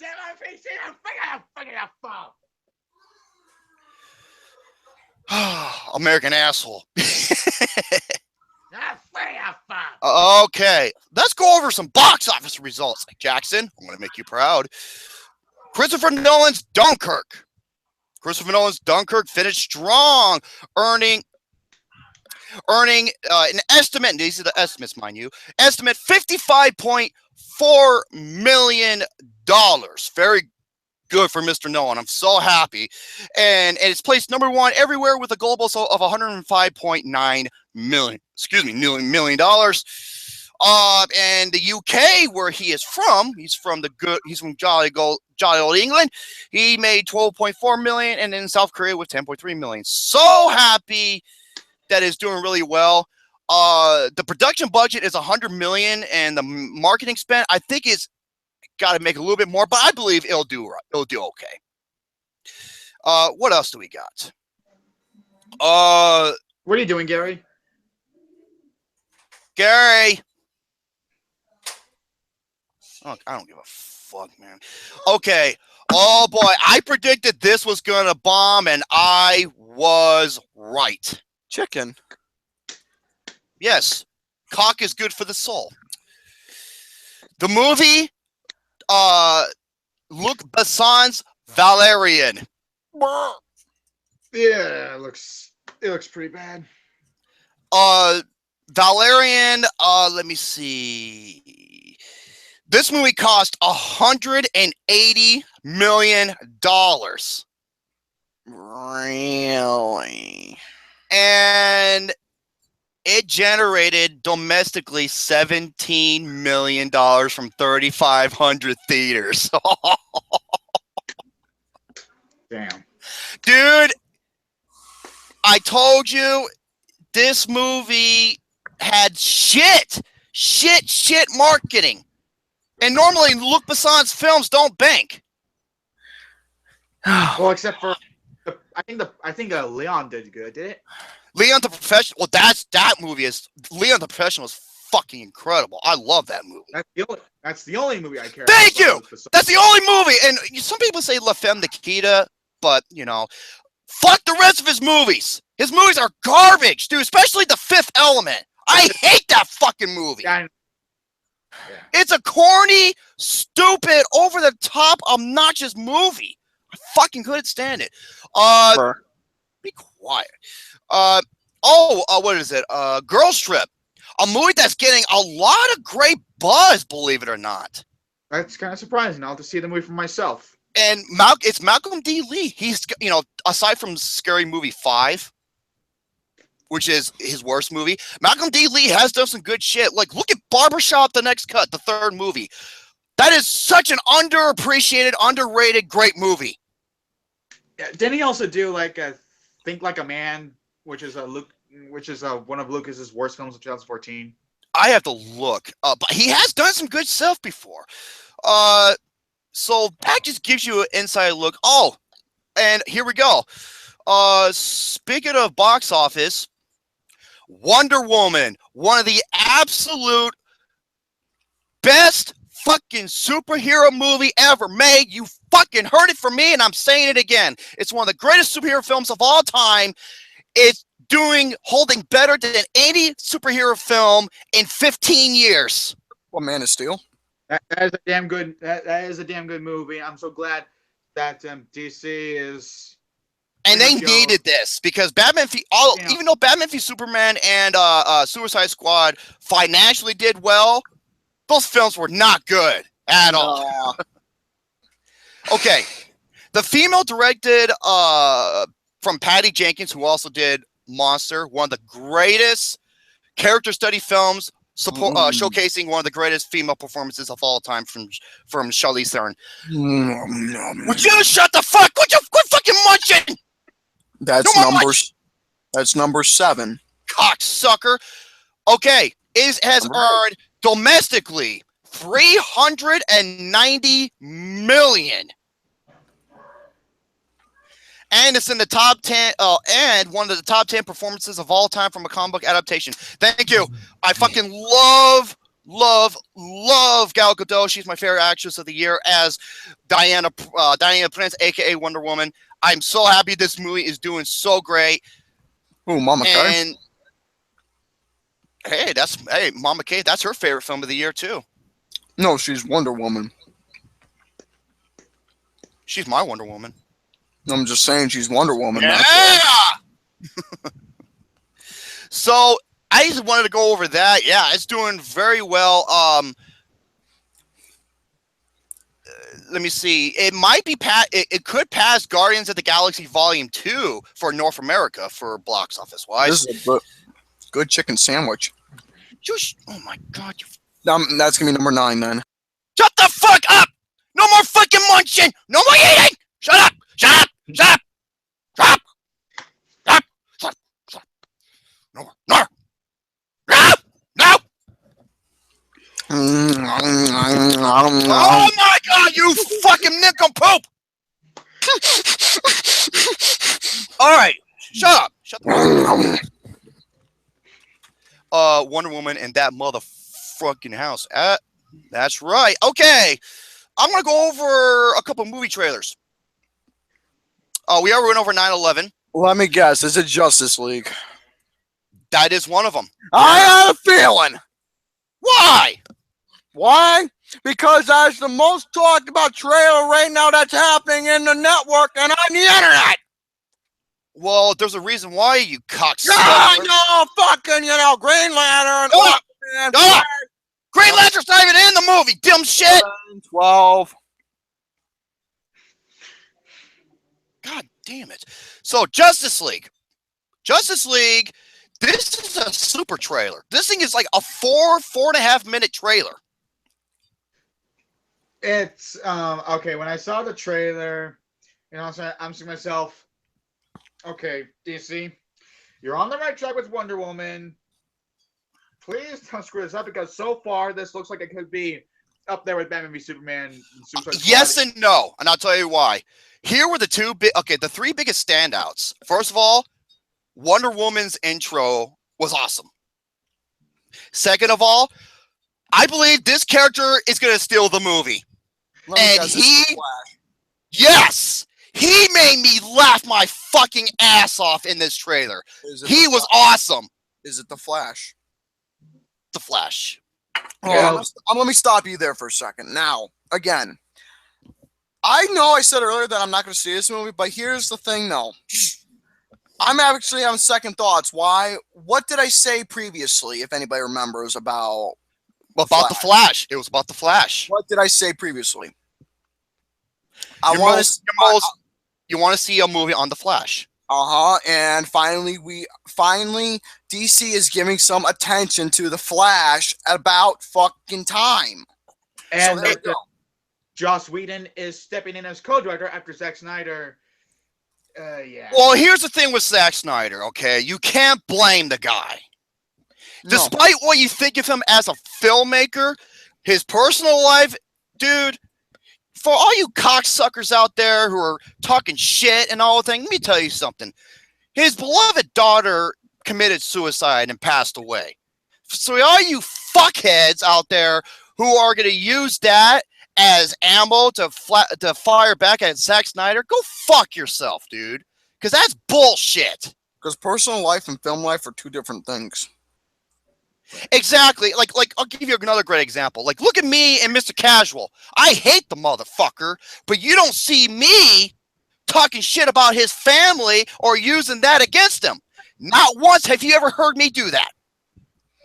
Well, okay, I haven't. Smart ass. But no, seriously. You all know I'm right. No. It's like, yeah, I fucking hate Adam Sandler. I hate this guy with a burning passion, but I've never talked shit about anything about his family before. So or use that as ammo. So get your head out of the fucking gutter and go out and fuck a cactus, because you are just deplorable in every way. Whoever does that shit. Now, Joss Whedon, he's stepping in as co-director, and I think he's helping doing some of the reshoots and all that. And if you watch the trailer. Now, the third character, Aquaman. He was another standout to me. He looks awesome. And this is played by Jason Momoa. Yeah, a big motherfucker. And you want to know something? This is like a whole revamp, a whole new picture of who Aquaman is, or was, or whatever. But still, this is a brand new Aquaman. Yeah, and I mean the time they got Aquaman right was in the first Injustice video game that NetherRealm Studios did, the same people who do Mortal Kombat. They made him look like a badass. It's about fucking time, you know. Those guys, they know how to make good games when it comes to fighting. I mean, obviously, like you said, Mortal Kombat and the Injustice ones. Yep, NetherRealm Studios. Hey, by the way, Capcom. Hey, Capcom, take some notes from NetherRealm because they know how to serve their fans well and not double dip, you motherfuckers. Okay, and also the biggest thing about this trailer was the final shot of the trailer. Now, it shows Justice League, and then the last 20, 30 seconds, you see Alfred, and he looks up, and it's shown, it's the camera's facing on Alfred, and he's like, you told me you would come, but I'm just hoping that you're not too late. I just hope for your sake that you're not too late. Superman. And okay, some people say it's Superman. Some people say it could be Green Lantern. And some people said this on Twitter. I was like, that's a good point. Because remember the sequence where Ben Affleck was looking and there was like a cape and everything? It could be Supergirl. Supergirl? Yeah. Yeah, I was thinking of with the ground shaking. I was thinking it could be the Hulk going with both Marvel and DC. No, you know what I said when the ground shaking and the drink was vibrating? I said, it's the T-Rex from Jurassic Park. Personally, I'm going to be honest with you. As for a guess, if it was Superman, it wouldn't surprise me. But here's the thing that'll be the ultimate twist for this movie. If it is the Green Lantern, then that's going to bring up a little hopes for me. Why? Because they need a new Green Lantern movie. And by the way, I'm glad you mentioned that. Wait. Let me say this one thing and I'll let you. Okay. Because, a lot of people don't know. If they don't know, there's two Green Lanterns. There's Hal Jordan and there's Jon Stewart. And no, not the Daily Show, Jon Stewart. Get that out of your head. I know the perfect guy who could play Jon Stewart.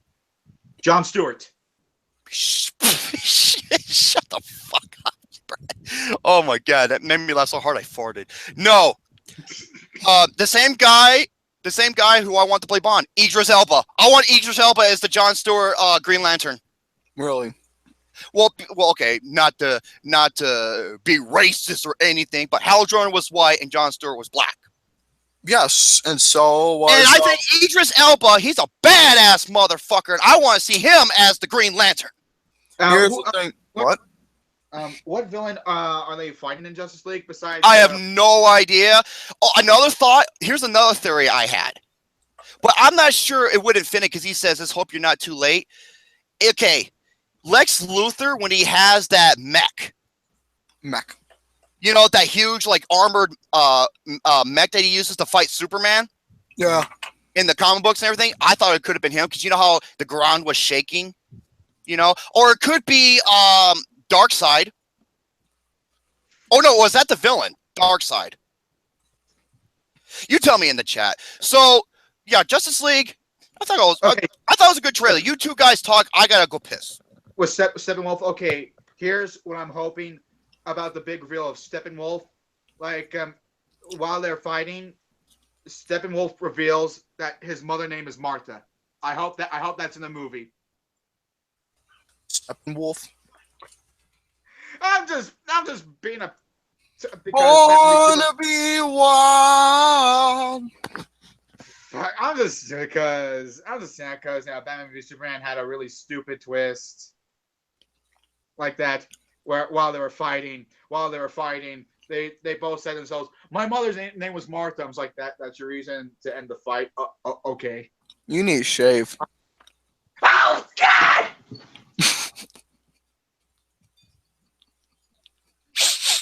What the hell was that?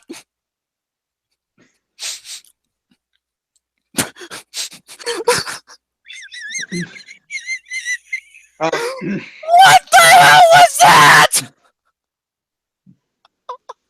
I just said you need a shave and you fucking freaked out for nothing.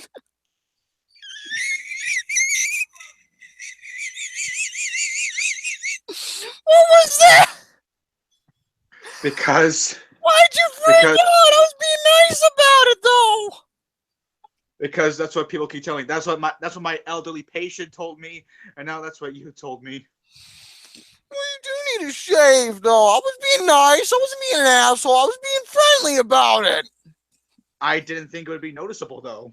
Well, it is noticeable, dude. You were starting to look like me when I had my beard. Look like fucking Abe Lincoln. You do need a shave. It's starting to look like, okay, you know how you always get yourself them peaches from a farmer's market, and the fucking peach has like fuzz all over. That's what your face is starting to look like. You're starting to look like Peach. He looks like, dude. He's so fuzzy and fat. He looks like the Peach from James and the Giant Peach.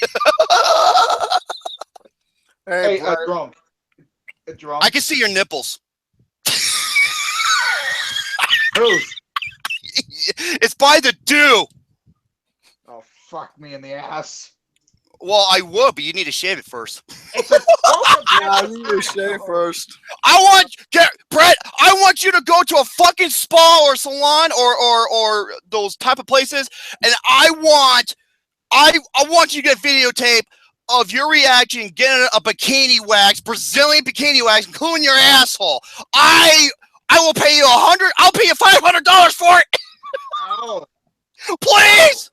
Well, I bet you would like that, would you, Aaliyah? She wants us to take our clothes off. Well, I'm only in my tank top and boxers. I'm not taking my shirt off unless this stream gets. I'm almost naked. That's because it's fucking hot here in Arizona. I got my AC on. It's starting to cool off in here, and I like this shirt. I got 2 or 3 fans on me, and I'm still hot. Yeah, the only fan you have is no one but yourself. That's actually By the way, while Yes. you're stepping out, I thought of a great idea for Justice League. Yeah, Brett's shaving. No, shut up. While they're fighting Steppenwolf reveals that his mom's name is Martha, and then the fight's over.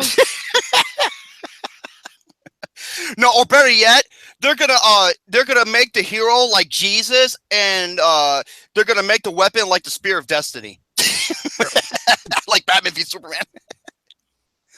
But yeah, another trailer is Thor Ragnarok. Oh, Thor Ragnarok. What, Gary? Just talk. No. Oh, what did you say? Sorry, Gary, come on. Okay, if this video gets up to 12 likes, I'll say it. Wait. Yep. It is at 12, you motherfucker! No, it's at 11. It says It's at 12! No, shut the fuck up! It says 11 right there! It says 12. It says 11. Ass. It literally says 11 right there, right on the stream. It says 11 right there. But See- anyway, okay, as I was, be quiet. Be quiet. There's 2 more. Thor Okay, Ragnarok. Ragnarok. You know, Ragnarok. It's Norse mythology. Ragnarok. Ragnarok. Oh my god. So basically, this first of all, you got Kate Blanchett as the villain. She looks awesome and erotic as fuck. Thanks. I love Kate Blanchett. And you know what? Kate Blanchett actually said this in an interview, and she was so cool with it. She's like, yeah, I've been in relationships with both men and women. They're both great. And then she had nothing to be ashamed of. I'm just like, this is why Kate Blanchett's awesome. She's got balls, man. She don't have balls. She's a hot MILF, you fucking idiot. I know! You wish she had balls for you to suck on. Dude, Okay. So Thor Ragnarok, basically, it's like a mix between Thor and Ragnarok and, of course, Planet Hulk, the comic book Planet Hulk. Because the Hulk is going to be a huge attribute to the movie. And my favorite part of the trailer was the final moment where Thor and Hulk are actually having a conversation. Wow. I was just like, wow, the Hulk is actually talking. Like, sure, he maybe said a word here and a word here, but he's actually talking to Thor. I was just like, that's kind of cool because you don't see that hardly anymore. Yep. So can't wait to see this, and probably the best trailer. Wait, I want to say this about Thor Ragnarok. Yeah. You're not excited. No, I'm not excited. It looks like I could have the same feelings as the other two Thor films. Oh, I was just being a goofy ball there. First of all, the fourth Thor is awesome. The second Thor sucked for the most part. Dude, it's got Thor and Hulk there, and it's based off of the Planet Hulk comic book, and it's from the director of What We Do in the Shadows. That's nice to see a low-budget filmmaker go for something a blockbuster. Oh, excuse me, Patty Jenkins. Patty. Exactly. It can work. You fucking. I was complimenting. Garrett, dude, you know what? If you had a white beard, you look like a green gnome. Hey, Brett, I got a green beanie as well for you. I got a fucking beanie, all right. Where the hell is that goddamn beanie? Hey, Brett, make sure your pants are pulled all the way up. Wait, you got a Beamer? Like a BMW? I said BEAMER, not the other word, mind you. Don't call me bean. Oh, my name's Victoria. I'm gonna eat beans. Oh, yeah. I'm gonna kick you in the face. Cheech and Chong. Mexican Americans. Would you be quiet? And with Chantos and Tino, they get a beat. The next trailer, this is the new Steven Spielberg film. Oh, dear God, I still see that trailer. Ready Player One. This trailer blew my fucking mind. Because of all the video game references and what's the right word to say it? 80s look. Christy says runs by and rips Gary's shirt off. Oh, you know what? You know what? Ooh. Here's the thing about that. I'll allow it. Dude, thank you, fucking Mills Lane. I'll allow it too, man. I told you, Christine. I need to make some clones of Christine. I wanted to rip this fucking shirt off, like this, for God's sakes. That's what I wanted to do. Rip it off. Let me tell you something, Mean Gene. Let me tell you something, Mean Gene. I'm gonna show the Macho Man Randy Savage that I fucking don't know. What you gonna do, brother? Nobody said the words brother. Okay. The Ultimate Warrior is going to show the Honky Tonk Man that me and my old little warriors are going to show you, Honky Tonk Man, that you can't fear the wrath and the power of the Ultimate Warrior. And he did, because the match lasted for 30-some seconds. Yes, it did. Ready Player One is basically, I know it's based off a book or whatnot. It's like a virtual reality where takes pictures, where a kid puts on this device and he's into this simulated dream video game world. I'm excited to see it. I haven't seen Okay. the trailer, but I'm excited because Steven Spielberg, and Steven Spielberg has admitted to being like an avid gamer, which is pretty cool of Steven. But here's my only problem: the writer. Zach Penn has done some pretty bad shit. What did he write? He did X-Men: The Last Stand. He did a couple other. He did do the Avengers and a couple. He's like a mixed bag. But the writing is one thing. But the movie looks fucking killer. And here's all the okay. They have the bike from Akira. Freddy Krueger I spotted. The Iron Giant I think I spotted Link. I spotted Duke Nukem. Do good. Hey, I had a big broom handle off in your ass. And what else was in there? Maybe the other Iron Giant and stuff like that. This movie looks fucking killer. What it looks like Pixels, but done a million times better. You know what? I agree with MC Deadpool. I even said this when I was like, it looked like a mix between Minority Report and Tron. No comparison to Pixels. No, hell no, shit Pixels. Josh, Gad, fuck you. Thank you. Okay, no, I got two movies. I haven't said that in a long time. I got two movies. How am I doing? Oh, we're doing fine on time. Yeah, I want to end on a good note. And we are. We're not even. We're barely. We're not. We're just under 2 hours. We're doing good on time. yeah, the fucking timer on the YouTube thing is so fucking off. Next one. I don't pay attention to that. I just look at my clock. Next one. Okay, I got 2 movie reviews.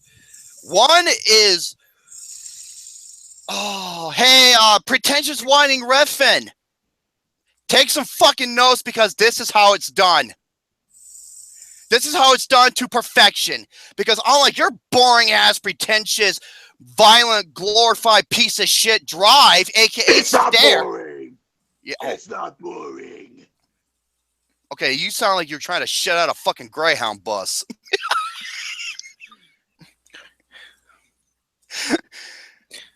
This movie has a better soundtrack, has better characters, better sequences, and overall better stride. It is one of the most unique, original films I have seen in a while, and it's one of my A+ movies of the year. I'm talking about Baby Driver. Dude, I'm feeling you would love it. Dude, Baby is my character of the year because I'm not gonna lie, I saw so much of me in him. I literally did. Why?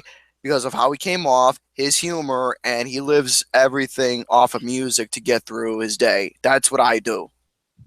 That's so fucking me. I fucking loved him. Oh my God, Baby Driver. Why is this better than Drive? Let's go over. First of all, the villains, I will say that's the best thing about Drive was the villain, but he's underutilized. Here, the villains are all, well, not really villains, but they were just fucking awesome. You have Jamie Foxx, you have John Hamm, and you got Kevin Spacey. They were so great. And you got Cinderella herself, Lily James, her and the main character. Ansel Elgort. Ansel Elgort, thank you. This is not only his best performance, their connection was awesome. And the music in this fucking movie not only stands out as one of the greatest soundtracks in motion picture history, it's a character in the movie. It plays a big aspect. It isn't there just for shits and giggles or show and tell. It's there to not only entertain, but to serve a purpose. Also, Baby Driver is just, it's just one thing after another. It's just like, this is Edgar Wright's best movie. Easily. Really? Yes.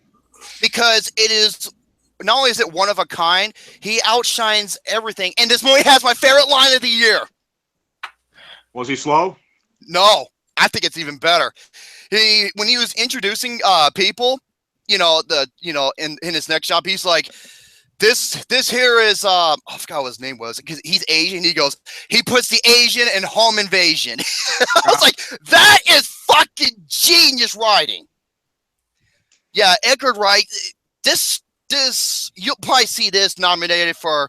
You will see this for nominated for best picture, best soundtrack, best screenplay, best screenplay, and best ensemble cast at the next year's Network Awards. Network Film Awards. This is an A+ easily. Okay, I don't expect this movie to get major love at the Oscars. However, I do expect at least to be nominated in any of the sound categories because the sound design in the movie, absolutely fucking genius, absolutely flawless. It is unlike any other movie with other sound design. It has to be nominated for at least best sound editing. I would say sound editing. At least nominated for best sound editing, please. You're gonna call me a doubtful asshole, but I doubt it. Why? I don't think it will because, dude, it's the fucking DOS. Yeah, dude, they don't pay attention to what good genius films are. They don't. That's right, C.A. Cougar. Barbara fucking Streisand, man. Jamie Foxx is so good in this. Dude, he's like my best supporting act. He's like one of my best supporting. He's like is my best supporting actor of the year so far. Mine is still Patrick Stewart from Logan. He was good, but Baby Driver won it. But he won it for me, Baby Driver. And now we go from one A+ movie to another A+ movie.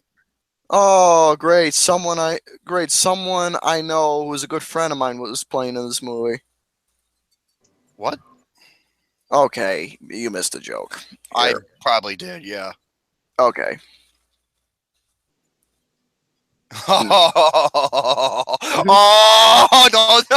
Okay. Oh my God. I go from one A+ movie to another A+ movie. And an argument can be made that this is the best film of the year. Gary?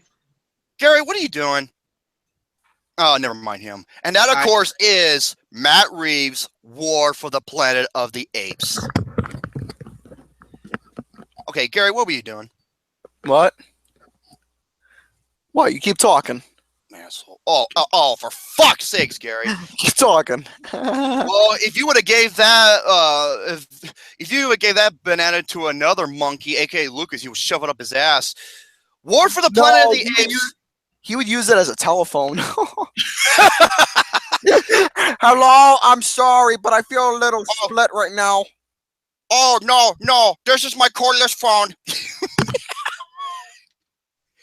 War for the Planet of the Apes. An argument can be made that this is the best motion picture of the year.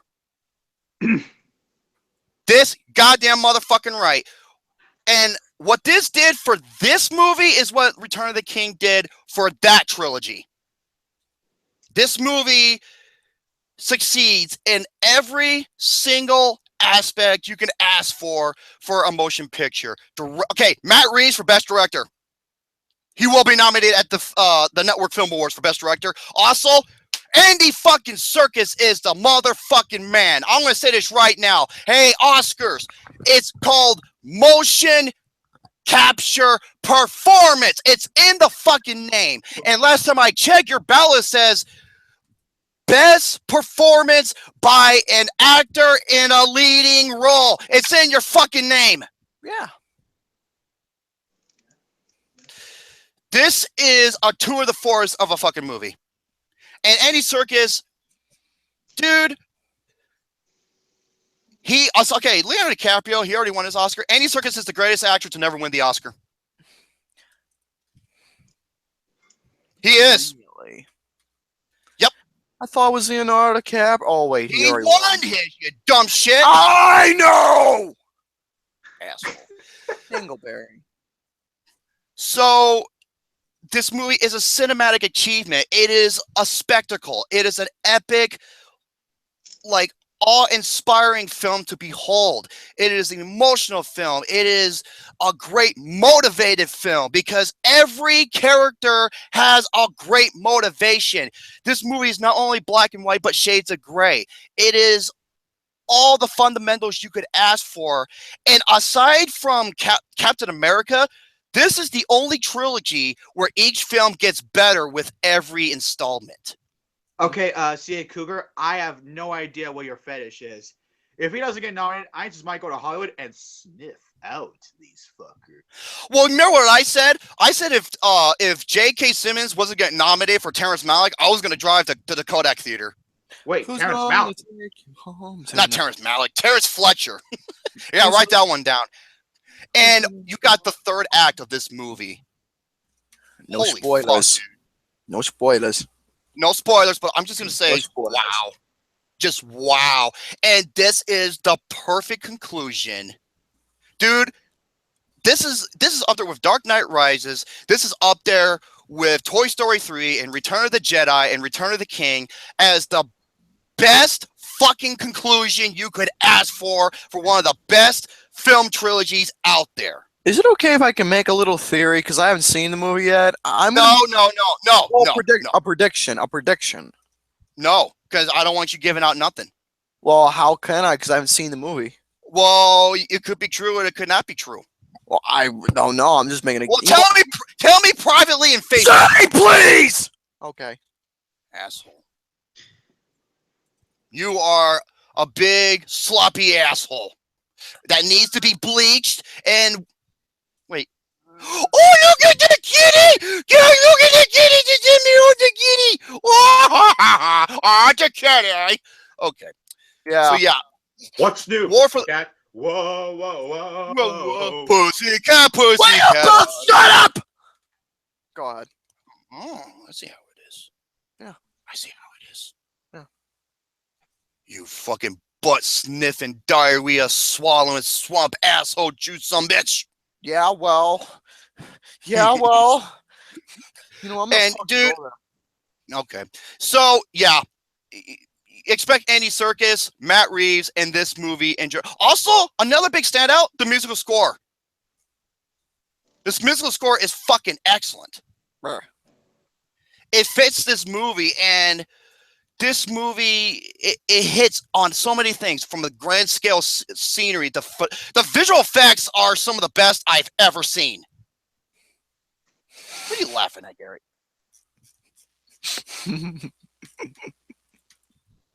What? Go ahead, keep going. I can imagine it is one of the most. Yes, it is. Don't read it out loud. I didn't read the whole thing. I just read it's one of the most. That's it. That's all I said. Yeah. So who's bullshitting now? That's right. You be quiet. Bullshits. So yeah, visual effects, camera work, visual presentation, phenomenal acting. What are you laughing at? Just keep going, asshole. This is a massive A+. Go see this fucking movie when you can. What are you laughing about? Big bosoms. Big bosoms. It's a bosoms. And I like looking at bosoms when I'm eating honey buzzers. This is an A+ movie. It's like I said, argument can be made. Oh wait, hold on a second. And some say she's a damsel in distress. Okay, dude, she had no one. And I love how some people were complaining that, like, oh, I'm offended because she didn't say a line of dialogue. There's a reason for that. Explain. Are these people that fucking stupid? Are they dumb? No, she kind of. The little girl in the movie kind of reminds me. She kind of reminds me of another little girl in another sci-fi movie, except here she doesn't talk. Aliens. What? Aliens. But yeah, but they served it well. It's probably because they don't have big bosoms. It's a little girl, you fucking asshole. Still big bosoms. Oh my god, fucking big bosoms. Jesus Christ almighty. Oh, and the new character, his name is Bad Ape. He's hilarious. He is fucking hysterical. He had me cracking up, man. Is it the orangutan? No. Oh, because I thought the Maurice. orangutan. Oh, the orangutan, dude. Every character, I swear to God, it's like every character has the best motivation. And you want to talk about this movie has arguably the best scene of the year. It reminded me of the interrogation scene from The Dark Knight. It's where Caesar and the Colonel meet face to face to have their talk. And it is so fucking amazing. I'm just like, this movie deserves all of the fucking glamours that it deserves. It arguably made this is the best fucking movie of the year. Bosoms. Wait, MC Deadpool says Bad Ape is Gary. Yeah, he is. Oh wait, Bad Ape. No, he doesn't act like that. But No. yeah, dude, this movie is a tour of the force to see. Go see this movie right now. It is a fucking spectacle. Bosoms. And that is everything except for one. Okay. I've hated this human being for quite a long time. She is nothing but a big, massive, annoying, monotonous, redundant, stupid bitch. That's all she is. And I'm going to say this right now. I'm not saying this because she is one and her personal. I'm just saying this because this is how she comes off as. She is nothing more than a fucking attention whore. Mm-hmm. And I don't mean she's a whore like she likes to sleep around. No, I mean she's a whore, attention whore, because she loves to be the center of attention and start instigating bullshit. What the fuck, Gary? It's bosoms, that's why. And Christine says, bosoms. I'm sorry. Bosoms! Okay, be quiet. All right. And that, of course, I gave her the nickname Grace PG-13 Randolph. Yeah. Grace Randolph is the bottom of the barrel, the awful epitome when it comes to film enthusiasts. She is the female version of Lights, Camera, Jackass. Yeah. And you don't believe me? Let's take a trip down memory lane, shall we? Okay. Yes. Now, here is why she can be a total degenerate asshole. Because she played the Barbara Streisand effect, because she immediately deleted this, but thanks to my buddy, Mr. Fwutcha, he sent this to me and I posted it right away. No, Gary, come on now. No more joking aside. Because this is actually serious. Here. Okay. And Grace Randolph, hey Gary, bosoms! And basically, this is what Grace Randolph had to say when it came to the late, great Carrie Fisher. What? Oh, shit. This is what she says. Guess you wait. Here we go. And the backlash she got was so bad, she deleted her fucking tweet. You know what? She said this, and I quote, what?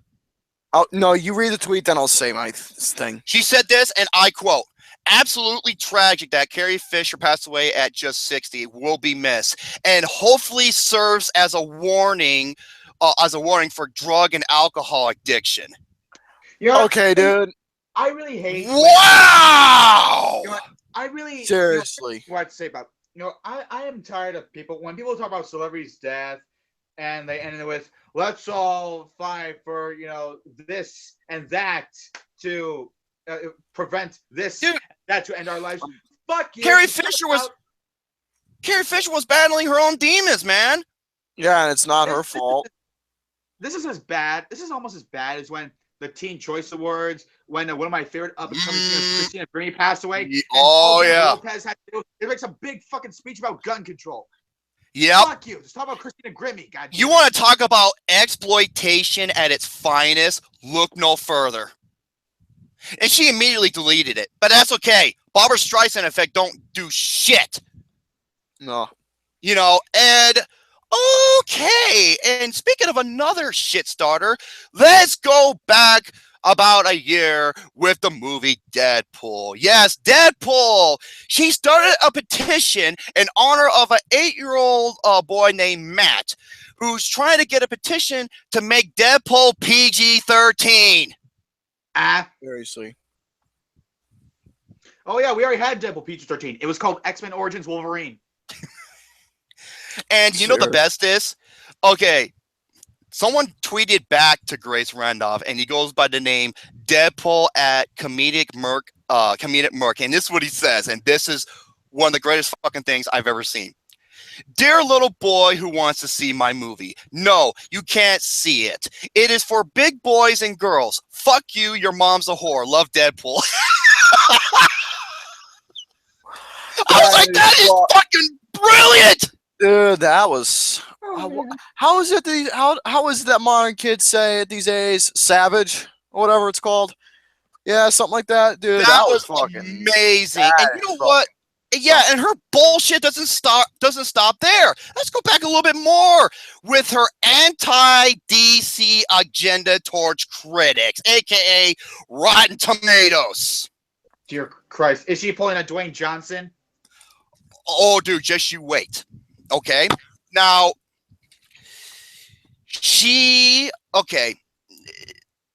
because she is so for these DC films, especially for Batman v Superman, to where let me scroll down here, to where she says that people seriously need to check.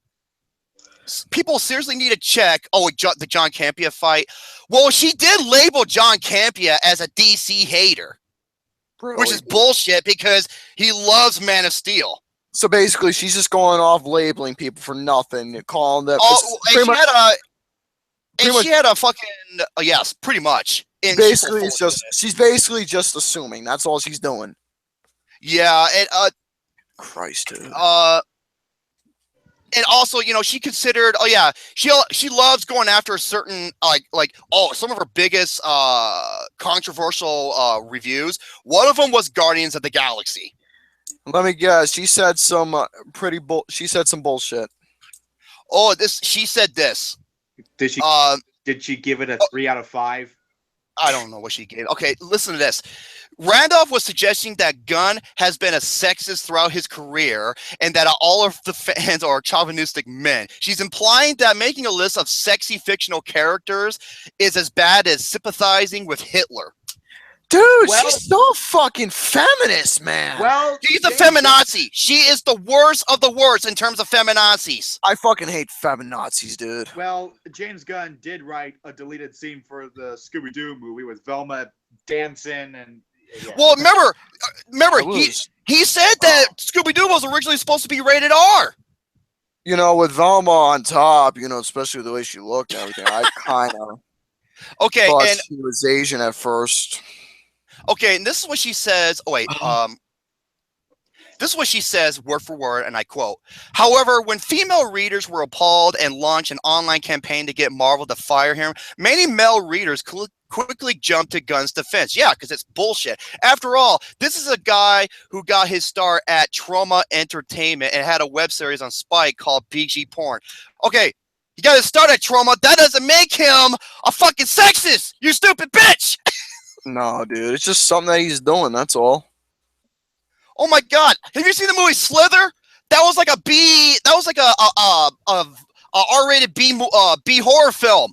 Cause it was like a dedication towards trauma, because that's where he got to start, and that was a great B movie. He knew what he was doing. And she later says this: "I thought long and hard about both arguments, and I have to say that I'm gonna have to agree that Gunn should be fired. Why? Well, first off, even with his apology late in the week to GLAAD, okay, this will haunt the movie forever if he stays on. Really? Because Guardians of the Galaxy is held as one of the greatest films, not only the MCU industry, but comic book films in general, and many people, including me, Austin, Alex, even Richard Roper, had it on their 10 best films of the year. So who are you trying to bullshit?" Fucking hell. I had it in my top 20 of 2014. Attaboy. It was my number 10 that year. And she said this: "Second, although saying that an artist's work shouldn't be judged by his actions, look what happened to Lars von Trier when he said that he sympathized with Adolf Hitler." She's comparing James Gunn to Lars von Trier on that. God, dude, she must have a fucking boner for Hitler then, because she is always. Dude, does she have like a boner for Hitler or something? Because she's always mentioning him. Oh, and she's such a fucking hypocrite too. Hold on a minute. There's another thing. You want to know something about this? Excuse me. I'm going to say it just this once because I can. Cunt. That's who she is. No, she is. She is. She is a cunt, and I'm saying it. And folks, when I say that word, it's rare, and this is one of those occasions where I'm saying that word. She is a cunt. And this is what she said about Rotten Tomatoes. She says that people seriously need to check in about Rotten Tomatoes because she considers people who hate the movie kind of delusional, and that you're on this conspiracy payroll to hate DC films. Okay, can I ask you one thing? I am not shitting. And she even made something towards John Campia and another guy from Screen. Oh god, it was like a big Twitter war or some shit. I don't know how she has so many followers. She is fucking pathetic. Okay, let me ask one thing about this bitch. No, excuse me, that word. Let me ask one thing about her. Does she like people hating on her? Does she have like some sort of sick, unpleasurable fetish where she just wants people to hate her? Because here's the thing about her. Here is one thing about her that really makes people hate her. You want to know why people hate her? Because she doesn't know how to keep her fucking mouth shut. That's why. This is one of the main things wrong with society these days. And I know I'm going to get a little off topic, but here's the thing. People these days don't know how to keep their mouth shut. That's the problem. And this is one of them. Reason why she gets so much hate for people because of the fucking bullshit she says. Yep. That's why. Oh, if she at least kept her mouth shut, maybe she wouldn't have gotten hate. But no, apparently she has a fetish for it. Oh, and you know what? You know what's making it even worse? Look at her review. Okay, her review of Gravity. Dude, I don't know. And this is she implied that director Alfonso Cuarón was a sexist for putting a vulnerable female character in his film. Here we go with the sexist remarks again, dude. First of all, she's out in open space, and she's doing what she can. It's a survival horror, a survival thriller movie. You know and what, she uses the female victim bullshit, just like she did with Gamora. Okay. I'm gonna say Guardians of the Galaxy. Okay. I don't know if I want to hear no more about this now. That's just me. I don't know what Brett feels. I don't know what the chat feels. I'm just saying my part. I don't know if I want to hear no more. Why? Because I'm fucking tired of her. I'm tired of her bullshit. I'm tired of her being such a pulling these stupid feminazi bullshit excuses, comparing people to her God, apparently Adolf Hitler. I'm sick of that as well. I'm sick of how she comes off. I am sick of she's every pathetic. fucking thing. And, let me say this. She's okay. Also, she said the word underwear because she shows a picture of the film of Gravity with Sandra Bullock finally gets in that pod and she finally gets air. She said that was she was offended by that when Sandra Bullock was in her underwear. I'm like, wait, fucking really? And she complains about women being in their underwear, but she also complains about not seeing Chris Pratt's abs enough. Really? Wow, biased. She is biased. She is so delusional, and she's the worst when it comes to feminazis. Dude, I had no plans of getting fucking pissed tonight. I'm getting pissed. I have no plans of getting pissed. Her review of The Other Woman. No, okay, stop, no more. Seriously, no more. Can we just get to Brett's topics? Because I think we got enough of who this cunt is. We forgot to talk about one part about her, and that was Dunkirk. Okay, you know what? Okay, I want to fucking hear this. Fuck the other one. I want to hear this. Oh, she trashed the movie. Oh, because it's so offending because there's not enough women casted in this movie because there's so many men. I'm not sure. Shut up! I'm not sure if she said that, but it wouldn't surprise me if she did. God damn! Oh, Christopher Nolan, I'm comparing him to Adolf Hitler because Wait, hold on a minute. I remember reading an article about Dunkirk, complaining about the way because there's a lack of women. There's a lack of black people in it as well. I'm just like, lack of women. Dude, back in those days, women weren't sent to fight. It was World War II, you dumb shit. Fucking hell, dude. See, that's another thing. Fucking retard. Here's another thing about this damn cunt, dude. She has no common sense. No, she doesn't. I want to throw something right now. I want to No. throw something. I want to throw something. No. I'm going to throw something. No. What is that? It was a tissue box. I'm sorry. I get so fucking pissed. I want to throw things, and I threw something. There you go. I feel better now. Oh, yeah, of course. Armin White hated Dunkirk. Dude, Armand Asswipe is the worst fucking film critic. He's the worst critic in history. Armin Yes. Asswipe. Oh, my God, dude. So, yeah, overall about Grace asshole. No. PG, whatever the fuck you call it. Let me just say this right now for the bottom line. This girl is stupid. This girl has no common sense. She's one of the most feminazi, most downright despicable, offending people you ever meet, especially with her comparisons to feminazis, getting offended over the stupidest little shit because, there's certain things in these movies that aren't her way. You know what? I'm going to say right now about Randolph, if you don't like what you don't see in films, then don't be a fucking film critic. Don't be watching movies at all if certain things out there are gonna be fucking bothering you. So another thing as well, if you don't want to be, by the way, if you're getting offended that people are hating on you, well, guess what? I don't know if she is, I don't know, and I don't care. But if she ever says, I want people to stop offending me and calling me names, blah, blah, blah, blah. Well, guess what? Maybe it's because if you keep your fucking mouth shut, people won't get pissed at you. And you know what she's... Okay, and if you go to her Dunkirk movie review, it's got 1,400 likes, 2,000 dislikes. Gee, I wonder why. Maybe it's because she kept her mouth shut. And you know what she says? She goes, this is how she starts off on her Twitter. She goes, brilliant visual effects and sound, but the story it sinks when it comes to storytelling. Oh fucking shit, dude. Okay, let me say this right now. I've not seen Dunkirk yet, and here's the thing, though. I can't really give it a review or discuss it, but here's the thing, though, about Dunkirk that I can say from what the plot is. The movie is a biographical film centering around the in-depth detail of the Dunkirk battle that happened in World War II. Am I right? Yeah? Yes, it took place, I think, a month or two before Pearl Harbor. Jesus Christ, dude. Is she that fucking stupid, dude? It's a biographical film! And even people said this, hey, Nolan did his research on the film. Hey, Grace, did you? This is actually based on a true story.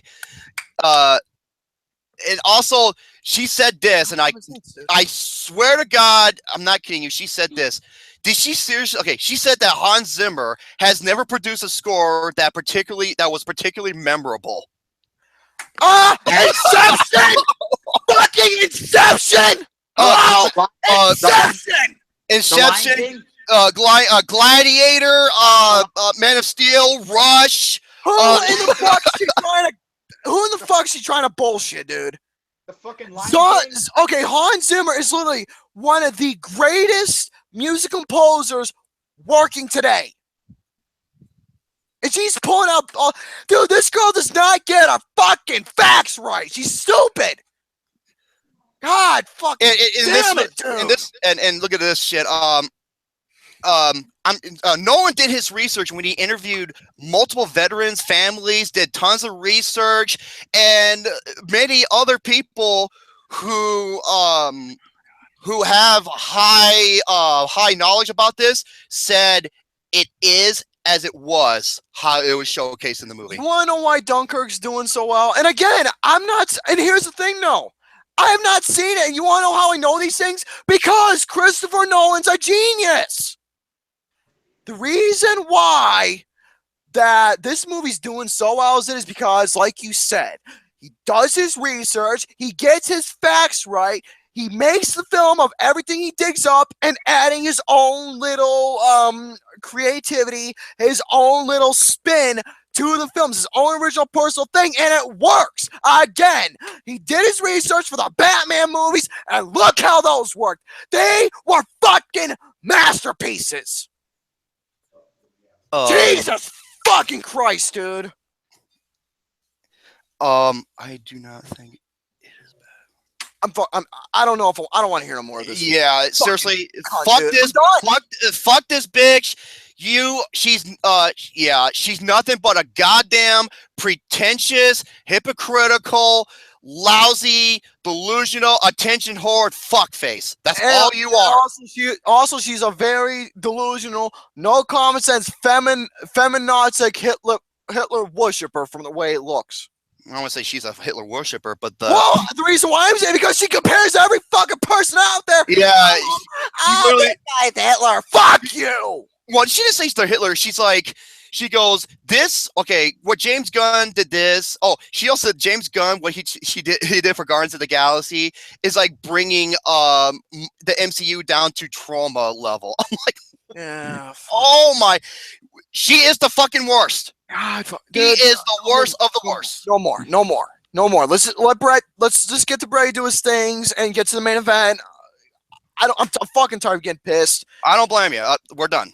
I just realized once the glass came off, shit got real, and I didn't even I wasn't even aware of my own actions, for God's sakes, but okay. I had to go over this shit because she is the fucking... Oh, yeah, if you go to her goddamn Twitter account, yeah, it's filled with DC love. Gee, I wonder why. Uh-huh. I think this is the highlight of the night. People are on the fucking payroll because they're paid to hate DC films. Look at Wonder Woman.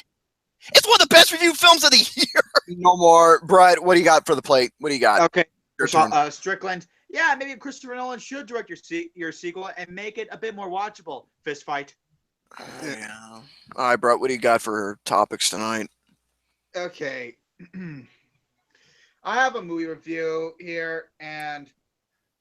And for what I have to talk about here is the third installment of the Planet of the Apes reboot trilogy. Third, but you hold 4. What the? Oh, god damn it! God damn it! No, it's Lucas. He's mind controlling me. Okay, that's a good one. Yeah. God fucking damn it, dude. And that is War for the Planet of the Apes. Okay, I'm all ears. Okay, folks, I love Rise of the Planet of the Apes. That was a great movie. Dawn, even better. Now, And War is the best. Hold on. Okay. When I saw Let the boy talk. when I saw the trailer to War for the Planet of the Apes, I was expecting this movie to be either gray or as good as Dawn of the Planet of the Apes. But when I saw the movie, I was just so disappointed by it. Because, What? like I How? said, I expected it to be great, or at least as good as Dawn of the Planet of the Apes. But No, it's instead, not. It's better. It was because there was no metaphors. I was disappointed. I was disappointed by this movie because this movie just exceeded my expectations and just made it the best of the trilogy. You fucking asshole. Okay, there are so many things I gotta talk. Okay, first off, Okay, that's half okay. Half of the movie there's no dialogue in it because it's just like use the scenery, the artistry to tell the story. Visual without presentation. much dialogue. Yeah, visual Presentation. That's the best kind of filmmaking there is. Okay. Yeah. Unlike the other movies, this one focuses more on that. Mm-hmm. And it does it so well. I just couldn't believe it. And Andy Serkis. Oh my god, Andy Serkis was really good in the first 2 movies, but what Andy Serkis didn't do anything in this movie. All he did was just take this character to a whole other direction and just made it better. Yeah. Especially the sequences with him and Woody Harrelson, who is, to me, the best human character throughout the whole trilogy. I don't feel so good now. And oh my god, Woody Harrelson in this movie. Oh, I loved him. I loved him in this movie. Woody Harrelson in this movie is just so great in this movie. I love when he plays villains. That's my favorite. I did not like that that scene that's like an interrogation because it was just so well played out and it's just so well written, and it made us feel for a Woody Harrelson's character in a way that just made him a bit more 3-dimensional than what the trailers made him out to be. Believe that. It's motivation. That's what another key to this movie is. There's black, white, and tons of shades of gray. And I don't mean the shitty movie. And let's talk about the little girl. Yeah. Dear God, the little girl. I was expecting her to be nothing more than just like a ride along with Caesar and the others. Access luggage. I just could not believe what they did to her character. Instead, they made her contribute more to the story and actually held down a bit more. Actually gave her a well-established character. She plays a heavy, vital role. Yeah. I just cannot believe how well written her character was. And let's talk about Steve Zahn as Bad Ape. Uh-oh. I was expecting his humor to be a bit forced and not fit well with the movie, but instead, the humor in this movie just actually fits so well and at the right point as well. It did not sound forced at all. And you know what's happened? Every time he makes a joke, I crack up a smile. Every time when I've been watching this movie. Gary, get yourself a drink of water. I'm sorry, I'm not feeling good right now. Now you understand why when I ran, give yourself get your drink. What's your head down or something? You're right. Okay, and one more thing I want to talk about: the ending. It was perfect. It was perfect. Without spoiling it.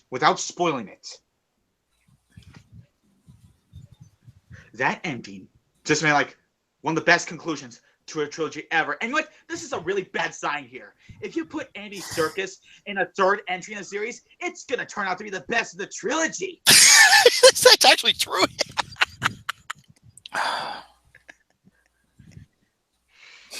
That was like a really bad sign there. if your movie stars Andy Serkis and it's supposed to be the conclusion of a trilogy, I'm warning you, it's going to turn out to be the best of the trilogy. Yeah. Well, and what's crazy about this is that each film got better and better, which you don't see that from film series. Yeah, that is the unfortunate thing, though. Only Captain America. I was just expecting this movie to be like maybe On Par, Dawn of the Planet of the Apes, or maybe it's just great, but instead, each movie just keeps getting better and better and better. Oh my God. And it's brilliant sci-fi. Yes, that's another unfortunate thing too. It's just so brilliant, well directed, and well shot by Matt Reeves. Oh, I can't wait to see what he does with Batman. And he said he's gonna go more along the, because Batman's known as the world's greatest detective. He's gonna go more off the detective aspect. I was like, I'm in. Count me in. That's another unfortunate thing about Matt Reeves is he's probably going to take the character of Batman to another different direction. That's just coming out to like probably one of the best Batman movies ever. Oh my God, I'm just so excited for that movie. I'm just so excited for that movie. Well, Brad, sounds like you really hated this film. I know what he's doing. This is genius. I hate this movie. I hate this movie because it's the best of the trilogy. I could not believe how well made this movie is. I could not believe how well acted Andy Serkis was. God, dude, I feel your pain. There is one good thing I could say, and that is the fact that the Academy always snubs Andy Serkis. Oh yeah, it shows like how they don't recognize motion capture performances as great performances. That's one thing I gotta give credit to about the series. Yeah, I mean King Kong, Gollum, yeah. Right, but so I even love him when he's acting, on, because he was in King Kong. He was one of my favorite characters in the movie. But so overall, War for the Planet of the Apes is an incredibly disappointing movie because of how brilliantly told this movie was. Go see this movie. It's a brilliant. Say that movie. again. You were cutting out. You give this a what?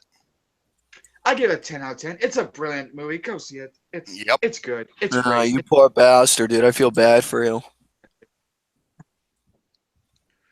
That's my cleverly positive review. That's okay. That's genius. Yeah, I have a feeling I would fool you guys for quite some time. And to celebrate, my clever review of War for the Planet of the Apes, I'm gonna do a little dance here. Oh, please don't. Oh, no, dance it.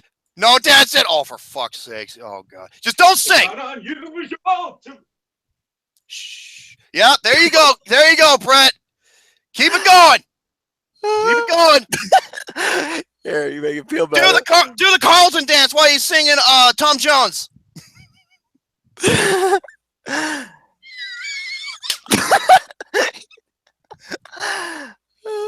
That was beautiful. That was beautiful. Grammy worthy.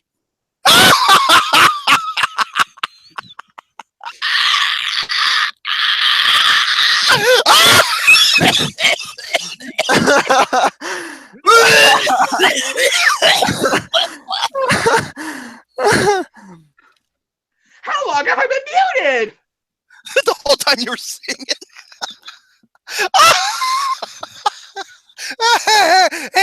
I'm taking multiple photos of your reaction.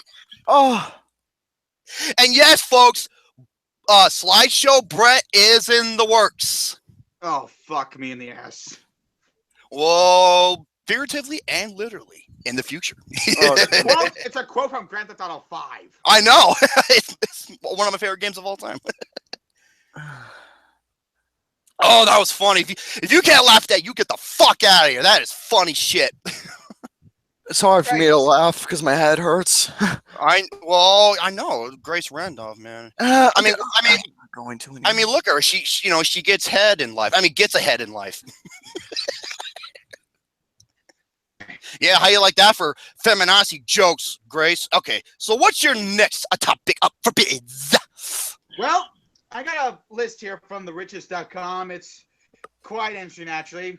It is the 15 horrible movies that won Academy Awards. I was actually going to talk about that originally, but I figured no. Let me guess out some of them.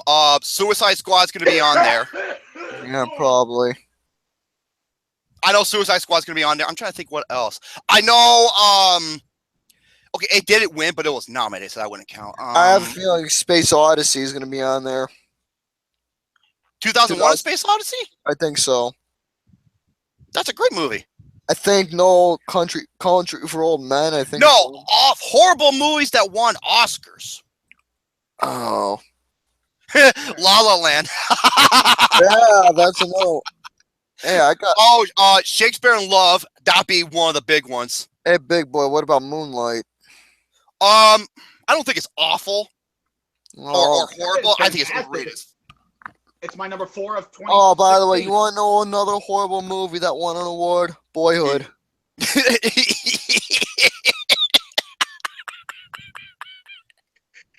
Yeah. Same with Foxcatcher. I don't think it won. Oh, by the way, Gary. What? Hey, Gary, do me a favor. What do you have when I watch the replay to do the table of contents, it's always focused on Brett at the very end. I don't know why it does that. Okay, good enough for me.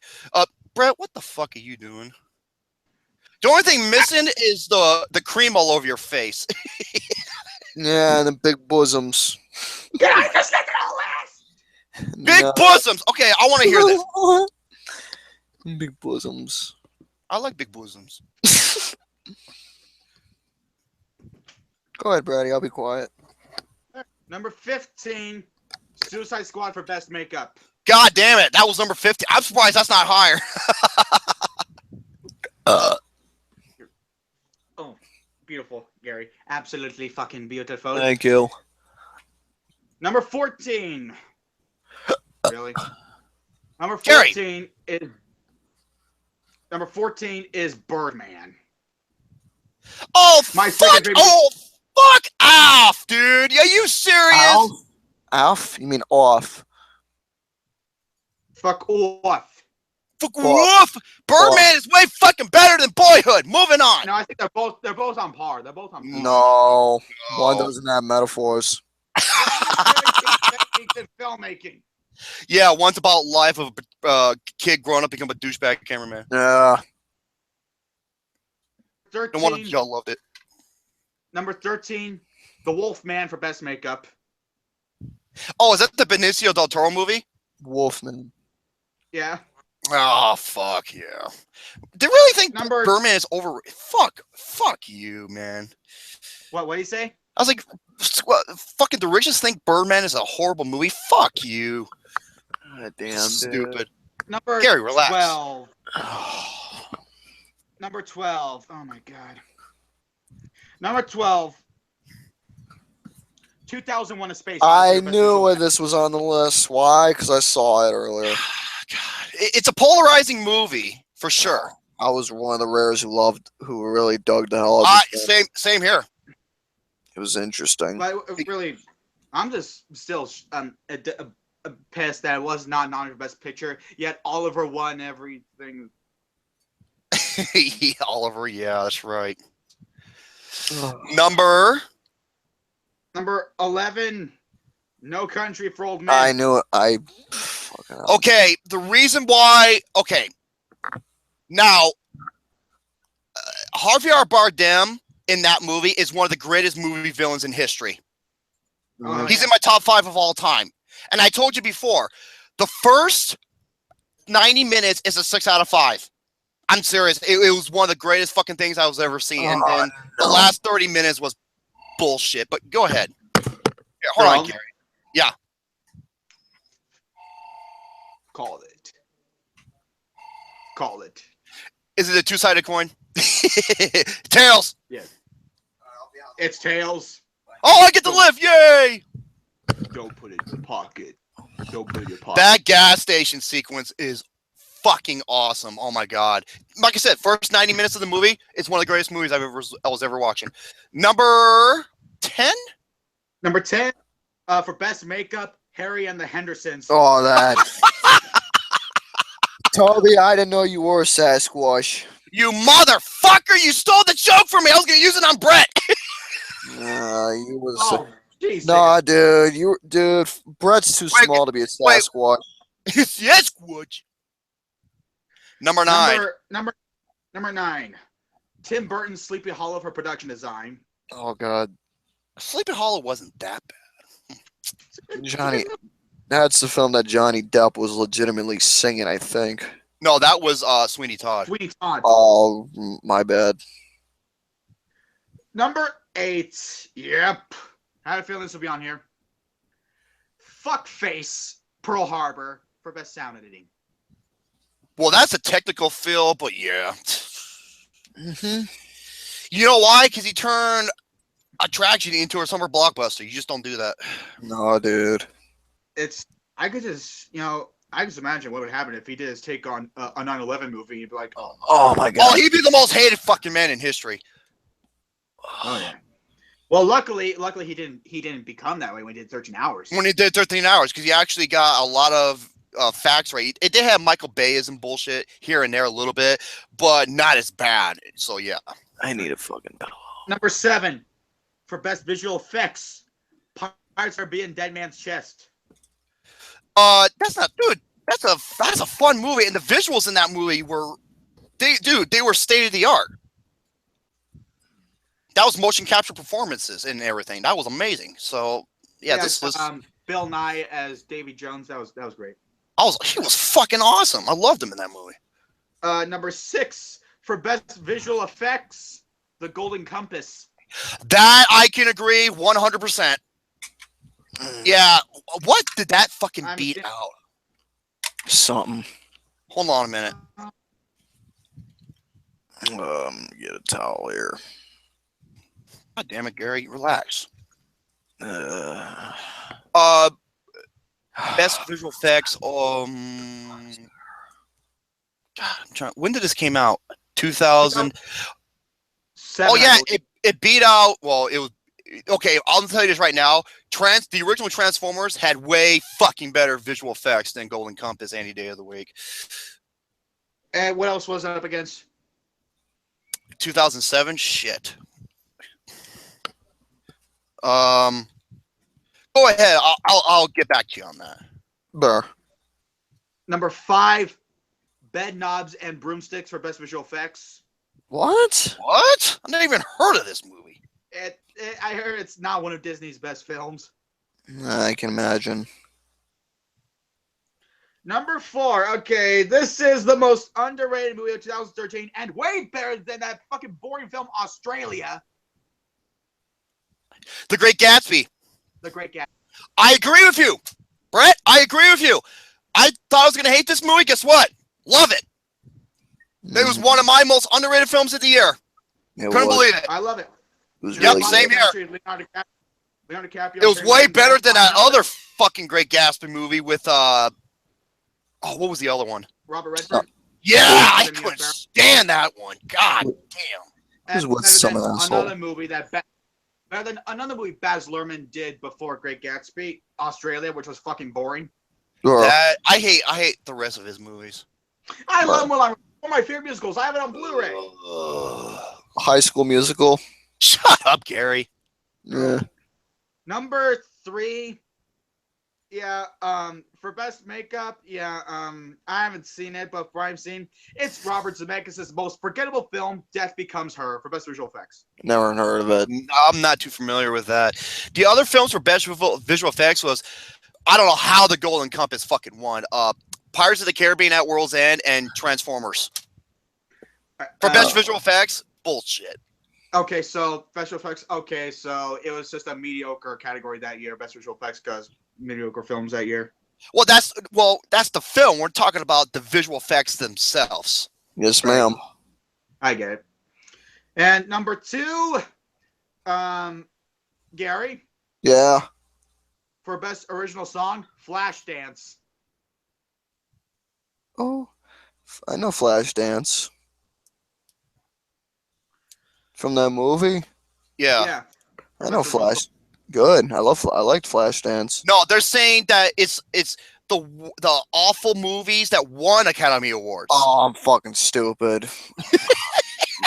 Dude, I'm out of it, man. I got fucking dizzy. Oh my goodness. Oh, fucking Grace Randolph pissed me off. I got dizzy. I hope number 1 is La La Land. I hope it's Boyhood instead, honestly. If it's Boyd, I'm gonna laugh. Please be. Number 1. What's number 1? Is it Shakespeare in Love? Gravity. What? Dude, Gravity was a fucking good movie. Okay, that list is bullshit. I'm calling bullshit on this list. Gravity is one of the best space movies ever made, one of the best sci-fi films ever made, one of the most intense survival films ever made, and Sandra Bullock gives her career best performance. Fuck this list. This list is garbage. They can wipe. It's not even worthy enough to wipe my ass with it. Where is this movie's not horrible, but it's just mediocre at best. Where is the Iron Lady? That's a good one. Where is probably the one that pissed me off the most and still does to this day? Where is Out of Africa? Oh, that's another big one. You got it right. Yeah, that's another good one. Winning Best Picture, let alone being nominated for Back to the Future. Mm-hmm. And where is The Greatest Show on Earth? Winning Best Picture, let alone being nominated over Singing in the Rain, my favorite musical of all time. Yeah. Singing in the rain. And so, and there's I'm an Oscar buff, so there's plenty more to go. Oh, there's tons, yeah, but yeah, that's bullshit. Okay, that list is crap. Absolute garbage. Yes. All right, what do you have next? And last thing I want to talk about. Oh yeah, I already discussed the 9/11 trailer with all y'all. Yeah, so shall we get to the main event then? Wait, one more thing I'm talking about is back to good old Blu-ray Brett here. Okay, what do you got? They're all Disney movies. They're all Disney movies. Oh, I'm all ears. I'm all ears. I love Disney. All right. First one we have here is a double feature, and that is The Emperor's New Groove and Kronk's New Groove. I've never seen Kronk's. The Emperor's New Groove is a fun movie, man. It's funny. I've never seen them. One of my favorite Disney movies. Oh wait, you never seen The Emperor's New Groove? Nope. Oh, it's funny as fuck. Probably one of the few times where I can actually like David Spade. You know what? That's actually really good. You want to know something, dude, about David Spade? I only like him when he was with Chris Farley. Yeah, as a side character, he's fine. As a leading character, no. Except Emperor's New Groove. Well, that's voice acting, but yes. As for Kronk's New Groove, okay. I'll be honest here. I have seen worse direct-to-DVD Disney sequels, but the movie was definitely not good. It had jokes that fell flat. It had jokes that made me think. And I watched the first movie, and Kronk as a main character. Yeah. That's like making Donkey as the main character in a Shrek spinoff. Don't make that happen, please. Well, they did it with Puss. Oh fuck. Yeah, because his story arc is interesting. Puss in Boots. Thank you. His story arc is interesting. His story arc pretty much screams main character. Donkey pretty much just screams like exclusively as a supporting character. Fucking Lucas looks like Donkey. Puss in Boots.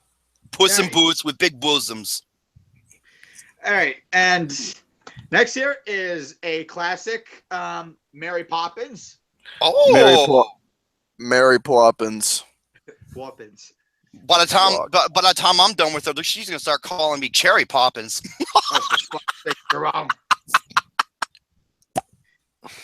But Mary Poppins is a terrific musical. Has some great work, a great use of having both live action and animation. Creator of the source material. And it has Julie Andrews is really iconic in this way, although her winning the Oscar is kind of questionable, at least just because her role is iconic doesn't mean like she deserved the Oscar. Sometimes you can get remembered and forever placed for playing an iconic role. Right. I don't know, but it's kind of like giving Bruce Willis an Oscar for Die Hard, though, just because. But he's awesome in Die Hard. Right, just because it's an iconic. Oh yeah, I know. Oh, MC Dapple says, "I'm Mary Poppins, y'all," from Guardians of the Galaxy. Of course. I have that. Next movie. But Mary Poppins is a great one of the best musicals out there. Check it out. Great. And last here, I can make her medicine go down. Fucking hell, dude. Let's just. Oh, light is flickering. Storming? Nope. It's very sunny outside. Fuck. Last here is one of my favorite. Is of course one of my favorite Disney movies. They just re-released this a couple weeks ago. Bambi. Oh man. Love Bambi. This is a terrific coming of age story, and you know I just want to say this because this really pisses me off so much. Whenever someone says to someone like about Bambi, that's when I go, oh, is that where his mother got shot? That's not what the movie is about. No, it's about him. It's basically the boyhood of deers, except that's entertaining. They're both entertaining. No. Both entertaining. No. No. You know what? Shut up. In the AFI, the American Film Institute, when they did the 50 Greatest Villains and Heroes, the man, the hunter, he was known as one of the best villains of all time. Yeah. Yeah, those people. But Bambi is a terrific coming of age story. And I know who was coming. Like watching a silent movie for the most part. I know who was coming. It was Thumper. No wonder his foot was going so fast. MC Temple says, but in boyhood, his mom didn't die.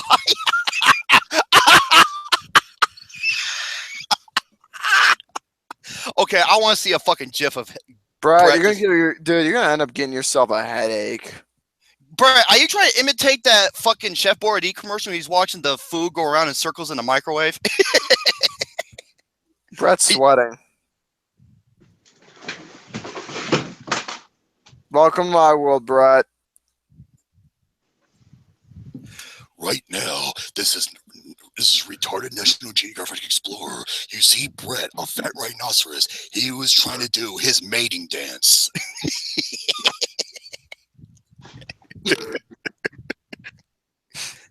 Now let's have bullshit out of the way. What's great about Bambi is it uses its artistry to tell a story, and it does it in such a great way. And I'm gonna just go as far as say that Bambi and Faylene, probably one of the best movie couples I've ever seen. You know what? Here's a good question. When Thumper meets his mate, I wonder how many rabbits they can make. You know, because they're fucking like rabbits. MC Dippo. No, I don't want chicken in my house, Deadpool. I want to eat chicken. Dude, I want to see a fucking Futanari porn with Thumper. You know, I've seen. Isn't Double Nine Chicken Little or something? He does look like that little cock. Literally. Well, back to the big cock, Brett. Hey, I called you a big cock. That's a compliment, asshole. Okay, then. I fucking love Brett. I love Brett. I'm so happy we brought him on the show. He's the greatest thing since fucking sliced bread. I swear to God. He's the holy grail. No.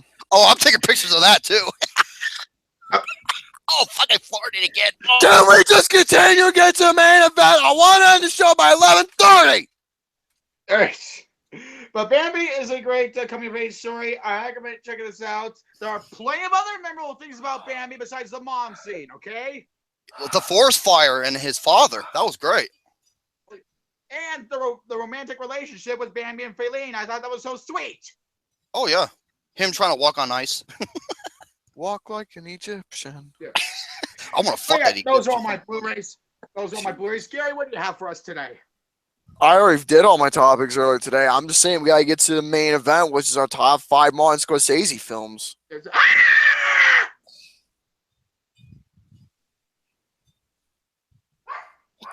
Oh. You heard me. God damn, you scared the shit out of the dog. Yeah, he did. So I don't know about the rest of you, but I'm gonna go over my top 5 Martin Scorsese films, my best. I don't know if you guys have a list, but I got mine. I know my list by heart. So I got my list, mate. All right. So basically, what I'm gonna do is we'll just go one at a time. You know, give our honorables and just go down to it. I'm not gonna, like 5 for me, 5 with Brad, or I'm just gonna go down, do it quickly. All right. Yeah, same here. And I do have a shit stain. All right. Now, I don't have a shit stain because I haven't seen much except these were good ones. Okay, my only honorable mention I got is Shutter Island. That's my I like honorable that mention. one, man. That was really underappreciated. Really underappreciated film, and my most underappreciated and underrated this year, Cure for Wellness pays good dedication to that movie too. Now, no good. All right, but anyways, my number five is a early Leonardo DiCaprio film, along with working with Daniel Day-Lewis, where it was basically him as an Irishman coming to New York and learning how it works and finding himself into trouble. Number five is Gangs of New York, early film set in those times within that field of the problems with immigrants coming to America. That was Richard Roeper's number one, and you got, of course, D-Day playing as New York with that fucking hatchet. Yeah, man. and this, yeah, dude, that was fucking brutal. But this movie was intense. It was outstanding and definitely a great story. All right, my number four is a film centering around a classic Robert De Niro picture where it was something like anything that I've seen. I take that back. Something I have seen, but it has its own little twist, and within it being crazy. My number four is Taxi Driver. Yeah, baby. 76. This movie, Robert De Niro, definitely one of Robert De Niro's best characters, where he plays as that deranged taxi driver, and he goes fucking ape shit. Did he wait. MC Deadpool, Gangs of New York, everything about the movie was great except Cameron Diaz? No, she was good. She was really good in that film, honestly. Yeah, she was. I agree. But yeah, number four is Taxi Driver. Okay, number three. This is a movie that people are going to say this is probably going to be my number two or my number one. If it was favorites, it would probably be my number two. But here's the thing, for best, this is one of the best. This is early Martin Scorsese. This is early Tom Cruise as well. My number three is the second film that got me into being one of the best pool players in my area and define the name The Young Assassin. After The Hustler, you got Paul Newman returning to play against a kid named Vincent with Vince, who has his stick known as Doom, the inspiration of Doom. The game itself came from the stick, from the Call of Money, so definitely outstanding inspiration from that. So yes, Doom is the iconic pool cue from Tom Cruise's character Vincent, facing off and learning from Fast Eddie, Paul Newman. The Color of Money, number three, outstanding classic. And he won the Academy Award for that movie, Paul Newman. And rightfully deserved, because he deserved it. All right, my number two is a film surrounding around New York and Jordan Belmont about drugs. Jordan Belfort. Jordan Belfort, excuse me. Belmont, this ain't Castlevania. I know. Jordan Belfort, the stock market, work, drugs, anything, and how it's like working in this business and working for New York itself. My number two is The Wolf of Wall Street, my number one film of 2013, and definitely one of my films of the decade. Same here. Love this movie, dude. If his name was Jordan Belmont and he was related to the Belmont family. That would have been funny. I was like, no wonder. No, that's how he's able to take all them drugs and still walk straight. Now, here's the thing, though. My number one. This is a film that what is one of my all-time favorite genres in film besides music movies? Crime. Be a little bit more specific. Gangsta films. I love gangsters. I love mafia films. I fucking love that shit. All right, now if we did top 5 best gangster films, this would have been my number. This would have been my number 3 or number 2. I can't get it quite right, but we're talking about Martin Scorsese. The reason why number 3, number 2, because there's 2 other films that would have been the mafias. That is The Untouchables. The Untouchables, and the other one is it's something in New York, somewhere in New York. Once Upon a Time in America, I believe it's called. Yeah, that would have been my number 1. But you all know my all-time favorite mafia film ever is The Untouchables. I fucking worship and love that movie, undoubtedly. But for Martin Scorsese, this would have been my number 3, and this to me is his best film. This to me is one of the films where he defined what the gangster life's all about, what crime is like in that time frame of the 20s to the 30s or whatever it was. I forgot what decade. But still, regardless. it was a true story about Henry Hill. Oh, thank you very much. Played by Ray Liotta. But still, within it being a biographical film centering around the nature film, this is definitely one of the most iconic gangster films out there, and that definitely sticks to what it was about. Number one, and to me, is his best film, Goodfellas. Hell fucking yes. Definitely sticks true to what mafia films about and what it was like for sure. So yes, that is my top 5 best Martin Scorsese films. Who's going next? Let Bretty go because he has a big boner for him. Okay. Oh, goody. Top 5 Scorsese films. I do have some honorable mentions. Just a couple of honorable mentions. And those honorable mentions are The Aviator, one of the best movies ever. That's a good one, yeah. Yeah. Gangs of New York, a Good one. movie where Daniel Day-Lewis plays the evil Monopoly man. You have one of the best remakes ever, Cape Fear. Robert De Niro in that movie, fuck. Oh, yeah. And you also have a pretty underrated Nicolas Cage movie, Bringing Out the Dead. Bringing Out the Dead. When he plays that driver, was he an ambulance driver? Yeah, ambulance driver with John Goodman. Yeah, that's a good one, man. That's really underrated. And you also have, a movie that shows that Scorsese can do family films, Hugo. And will you quiet? and you also have his latest film, Silence. By the way, suck on this. Taxi Driver. And my last honorable mention here is a movie that I was at Mean Streets here on Blu-ray, great film. Another honorable mention. That's one I'm surprised you didn't mention, Gary. What was it again? Mean Streets. I've not seen it, sadly. Oh, that's what Robert De Niro did before Godfather 2. Well, yeah, I believe it. And last honorable mention is a movie you might be shocked here, but it would be my number 6 though. And that is Raging Bull, one of the best character studies ever. Raging Bull. That's what I'd say about Raging Bull. Raging Bull. Thank you. Bald Bull. Basically, bosoms. I think it's a good movie with a great performance. Big bosoms. You bothering about a steak? Huh? You bothering about a steak?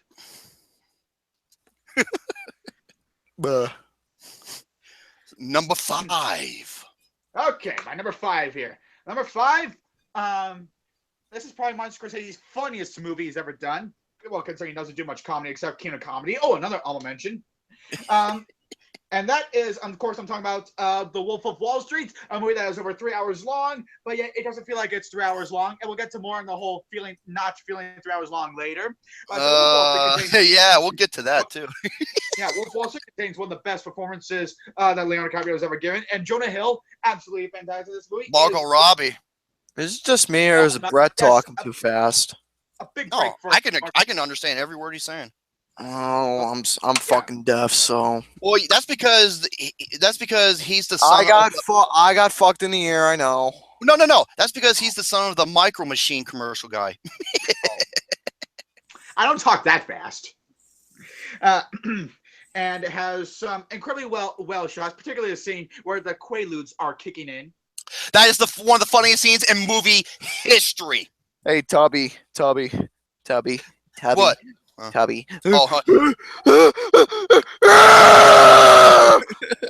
He's like, what? I said I don't.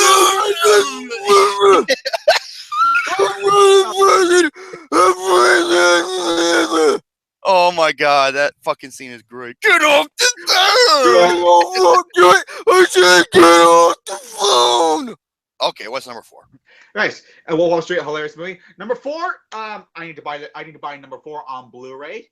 I probably will sometime this week. And this movie is also, like Raging Bull, one of the best character studies ever, and probably the best performance that ever come out of this actor. That, of course, is Taxi Driver.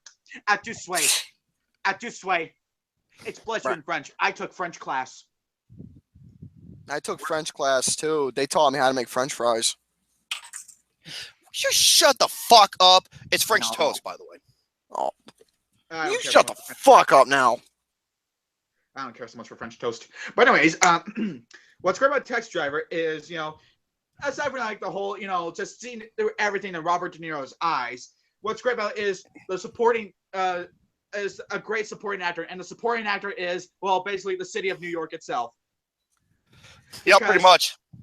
It is such a great look on society through Robert De Niro's eyes, and has one of the most quotable lines ever in movie history, and is also a terrific breakthrough performance from Jodie Foster. Yeah, she was, how old was she, 14? Yeah, I think she was 14 at that time. Wow. And their chemistry, Robert De Niro and Jodie Foster's chemistry, absolutely terrific. And it also contains a great one-take scene that involves Robert De Niro and Harvey Keitel. Yep. I absolutely love that moment. It's kind of crazy that this movie got fucking booed out of the film festival. I forgot which one it was. Boop. I've seen so many great films that got booed out of film festival. Poop. Taxi Driver is one of the as one of the best screenplays ever written, which really bugs me and disappoints me that Taxi Driver did not get nominated for both best screenplay and best director. Yeah. Well, in terms of what won best picture, I agree. I thought it was the right pick, and that was Rocky. But best actor should have went to Robert De Niro. Have you seen Peter Friendship Network? Oh wait, I thought that was supporting. No, that's the lead. No, you're right. I still would have given it to Robert De Niro. Oh, really? Yeah. But yeah, Taxi Driver is one of the best screenplays ever. Taxi Driver is a terrific film. That is my number 4. My number 3 through number 1 all have something in common. They both have "Give Me Shelter" by the Rolling Stones. Oh, you seriously had to mention those guys out of all things. You had to mention them, sons. Oh, quit doing that. Whatever the fuck. Hey Gary, here's a be quiet. Here's a synonym for Rolling Stones. Really, I want you to say it: tumbling boulders. No, I'm not saying nothing that involves the Rolling Stones. Fuck them. I didn't say that. I said tumbling boulders. Tumbling boulders. There you Thank go. you. Yeah, fuck out of here. Give me shelter. Yeah, that's what my number 3. My number 3 through my number 1 have in common. They all have that song. Ah, fuck out of here, man. That goddamn overrated Mick Jagger walking around. He's got fucking shit in his britches. Stop me up! Stop me up! Stop me up! His fucking face. Got His them face. fucking goddamn duck lips and everything. Dude, his fucking face looks like a deep dish pizza. Oh fucking hell, man! He looks like if a damn green-headed duck was a person. For fuck's sake! No, he looks like if the goddamn rubber ducky was a legit person, man. He looks like a booby. All right. My number 3. Okay. For a while, I loved the movies throughout my whole life. However, my number 3 got me thinking a bit more serious into filmmaking, though. Oh, what? And if it wasn't for this movie, if it wasn't for Scorsese, I would have been thinking a lot more serious about filmmaking. My number 3 is Goodfellas. Oh, it's better than fucking Signs, Chris Fuckman. What? I don't see the comparison. Because that's what inspired him to be heavily involved in movies. Well, that I understand too. But Goodfellas, oh my god! What's great about Goodfellas is I've done some research. Martin Scorsese gave his actors so much free time. That's what I love about a director like Martin Scorsese. He doesn't just tell his actors what to do. He actually communicates with them well. And he basically made this movie. He basically made this movie like he's having a good old time with his friends. That's exactly what Joe Pesci said when he was on Howard Stern as a guest. Like for the show, for the guest for the entire show. He was just having the time of his life. They were pulling pranks on each other, busting balls. They were having the time of their life, and that's basically how it was making the movie. So yeah, you are Goodfellas. Goodfellas, amazingly, Joe Pesci absolutely deserved that Oscar. It's a shame that's the only movie that won the Oscar Best Supporting Actor. That is one of the biggest Oscar snubs in history. Although I will say everything this. to Dancing with I will Wolves. say this, Jerome. I do think Kevin Costner deserved Best Director because. Oh no way! Well, if you look at Dance with Wolves, it's a spectacle to be held, and it's a really difficult film to make. Dance with Wolves, and as well as accomplished. Except for that. Oh my. I do think Goodfellas deserves Best Picture, and especially adapted screenplay. I don't know why Dance with Wolves won adapted screenplay. It's not really pretty it's much. not really screenplay focused. Also, it has one of the greatest tracking shots of all time. You know, exiting out of the car into the front row VIP section of this, of this huge entertainment high and fine diner place. Yeah, that was a terrifically well shot film. Oh, And at first, I didn't really care for the third act of the movie because Saul and Henry were like, I want to see what the crime represents. But as I watched the third act more and more often, it's actually Well, because it's based on that one particular day and how it came crashing down, dude. And it's insane what happened. Because it's all a true story. It's based on, Henry. He passed away not too long ago, a few years back. Henry Hill. Right. Wow. He passed away June 6th. Goodfellas is an amazing movie. I'm so glad this movie got me thinking more serious in the filmmaking. Ray Liotta, Robert De Niro, and Joe Pesci, all fantastic in this movie, and as well as Martin Scorsese's brilliant direction and terrific screenplay, who co-wrote with the author of the book, Nicholas Pileggi. Yeah. Wise guys. And this is a truly amazing movie, absolutely fantastic. And my number two is Live with Wall Street. It's nearly 3 hours long, but it never felt that way, and that is Casino. Casino is an amazing movie with some great performances from Robert De Niro and Sharon Stone. Holy shit!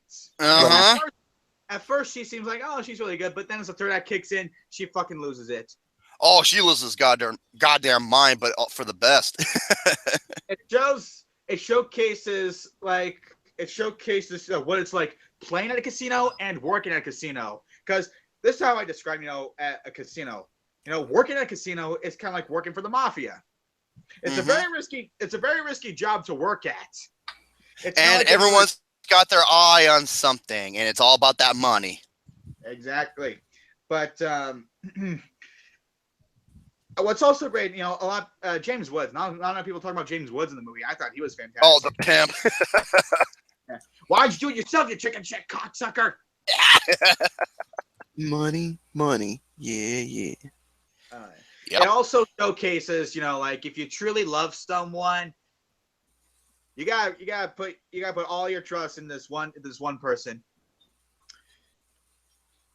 And this got one of the most brutal death sequences with the fucking bats. Yeah, man. Well, one thing I have to say about that is he could have went and gotten his fucking shine box. Listen here, you Jew motherfucker, you. Oh my God, you're the shine box. Now go in and get your fucking shine box, and well, payback's a bitch. Yes, ma'am. Oh man, but like I said, this movie is nearly 3 hours long, but its pacing is just so damn good. Its dialogue is so cleverly well written. Oh my God, especially from its acting. You pretty much forget about its runtime. And it's got Don Rickles too. Oh yeah, absolutely terrific. And one thing I forgot to say about Casino is Casino for me is my favorite. Is probably the most unintentionally hilarious edit of an R-rated film on TV. Oh my God, the editing of the R-rated is so bad because Casino has like 450 some F words and. It has something really like when that how when they were that guy was just putting his shoes on the table and he was told to go but he wouldn't go. He said, "Fuck you, you fucking faggot." You know how they edited that? That's what he says. Yeah. By the way, folks. Instead of saying "fuck you," he says "stuff you." Wow, dude, that is just bad. I know, and Joe Pesci was like, in the editor was like, "You call my friend a maggot, and you tell him to go stuff himself." I remember when he was looking at Don Rickles, You know, because he wants a 50,000 marker, but they won't give him one, and he keeps getting these fucking face cards that he doesn't want, and he'll allow him 10,000 because he's not allowed in the casino. And then Don Rickles just staring at him, and then he's like, "Why are you staring at your bald-headed Jew prick?" And he takes the phone and beats the shit out of him. Take this stiff and pound it up your fucking ass. I love that scene. I actually monologued the desert scene at my high school. I was joking. That's probably my favorite scene in the movie. What is your numero uno? My number one. This is my favorite Martin Scorsese film because of its editing, how well it's written, and pretty much everything about it. And it's so far the only movie that won him his Oscar, which is a shame. And rightfully deserved this Oscar. And that, of course, I'm talking about is The Departed. Love it. This movie contains some of the best acting and some of the best dialogue I've seen in any film. And what's great about this movie is showcasing of two sides. You got a cop and you got a gangster, and they're pretty much switching sides just to get information. And this is actually an American remake of Infernal Affairs 1 and 2. I haven't seen it. Oh, it's fucking great. The Hong Kong action crime thriller, yeah, it's amazing. And one of in my top 5 Jack Nicholson performances as well. That is in my 10 biggest fucking Oscar snubs of all time. He wasn't even nominated. Alan Arkin, Little Miss Sunshine, yeah. No. Yeah, exactly. I got this rat, this gnawing, cheesy fucking rat. My favorite line, Mark Wahlberg is like, "I can't wait to wipe that fucking smirk out of his." And Jack Nicholson is like, "Would you rather wipe my ass?" Oh. Oh, and as well as when you're facing a cop, criminal, when you're facing a loaded gun. What's the difference? Oh my god. Jesus.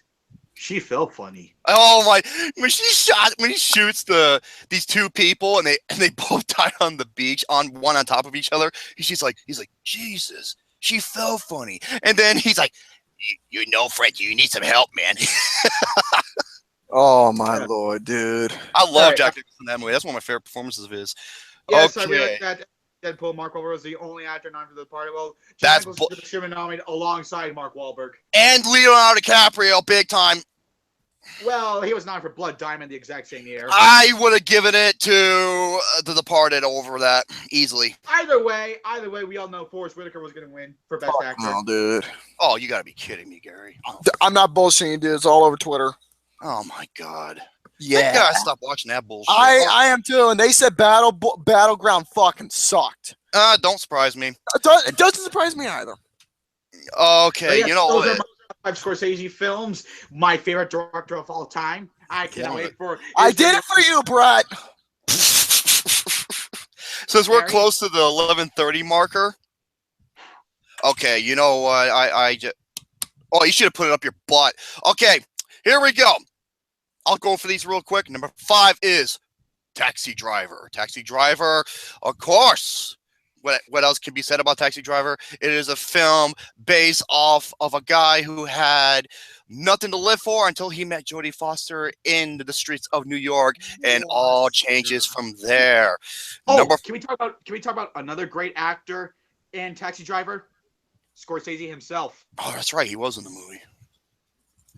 Number 4, The Departed, one of the greatest remakes of all time, with one of the best ensemble casts ever to be put on film. And Richard Roeper had this as his number 1 film of the decade. It was in my top 5. You know, I've been thinking for years. What if Scorsese did a movie that featured everyone from Goodfellas and everyone from The Departed? Well, it's almost going to happen because The Irishman's coming out. Yeah.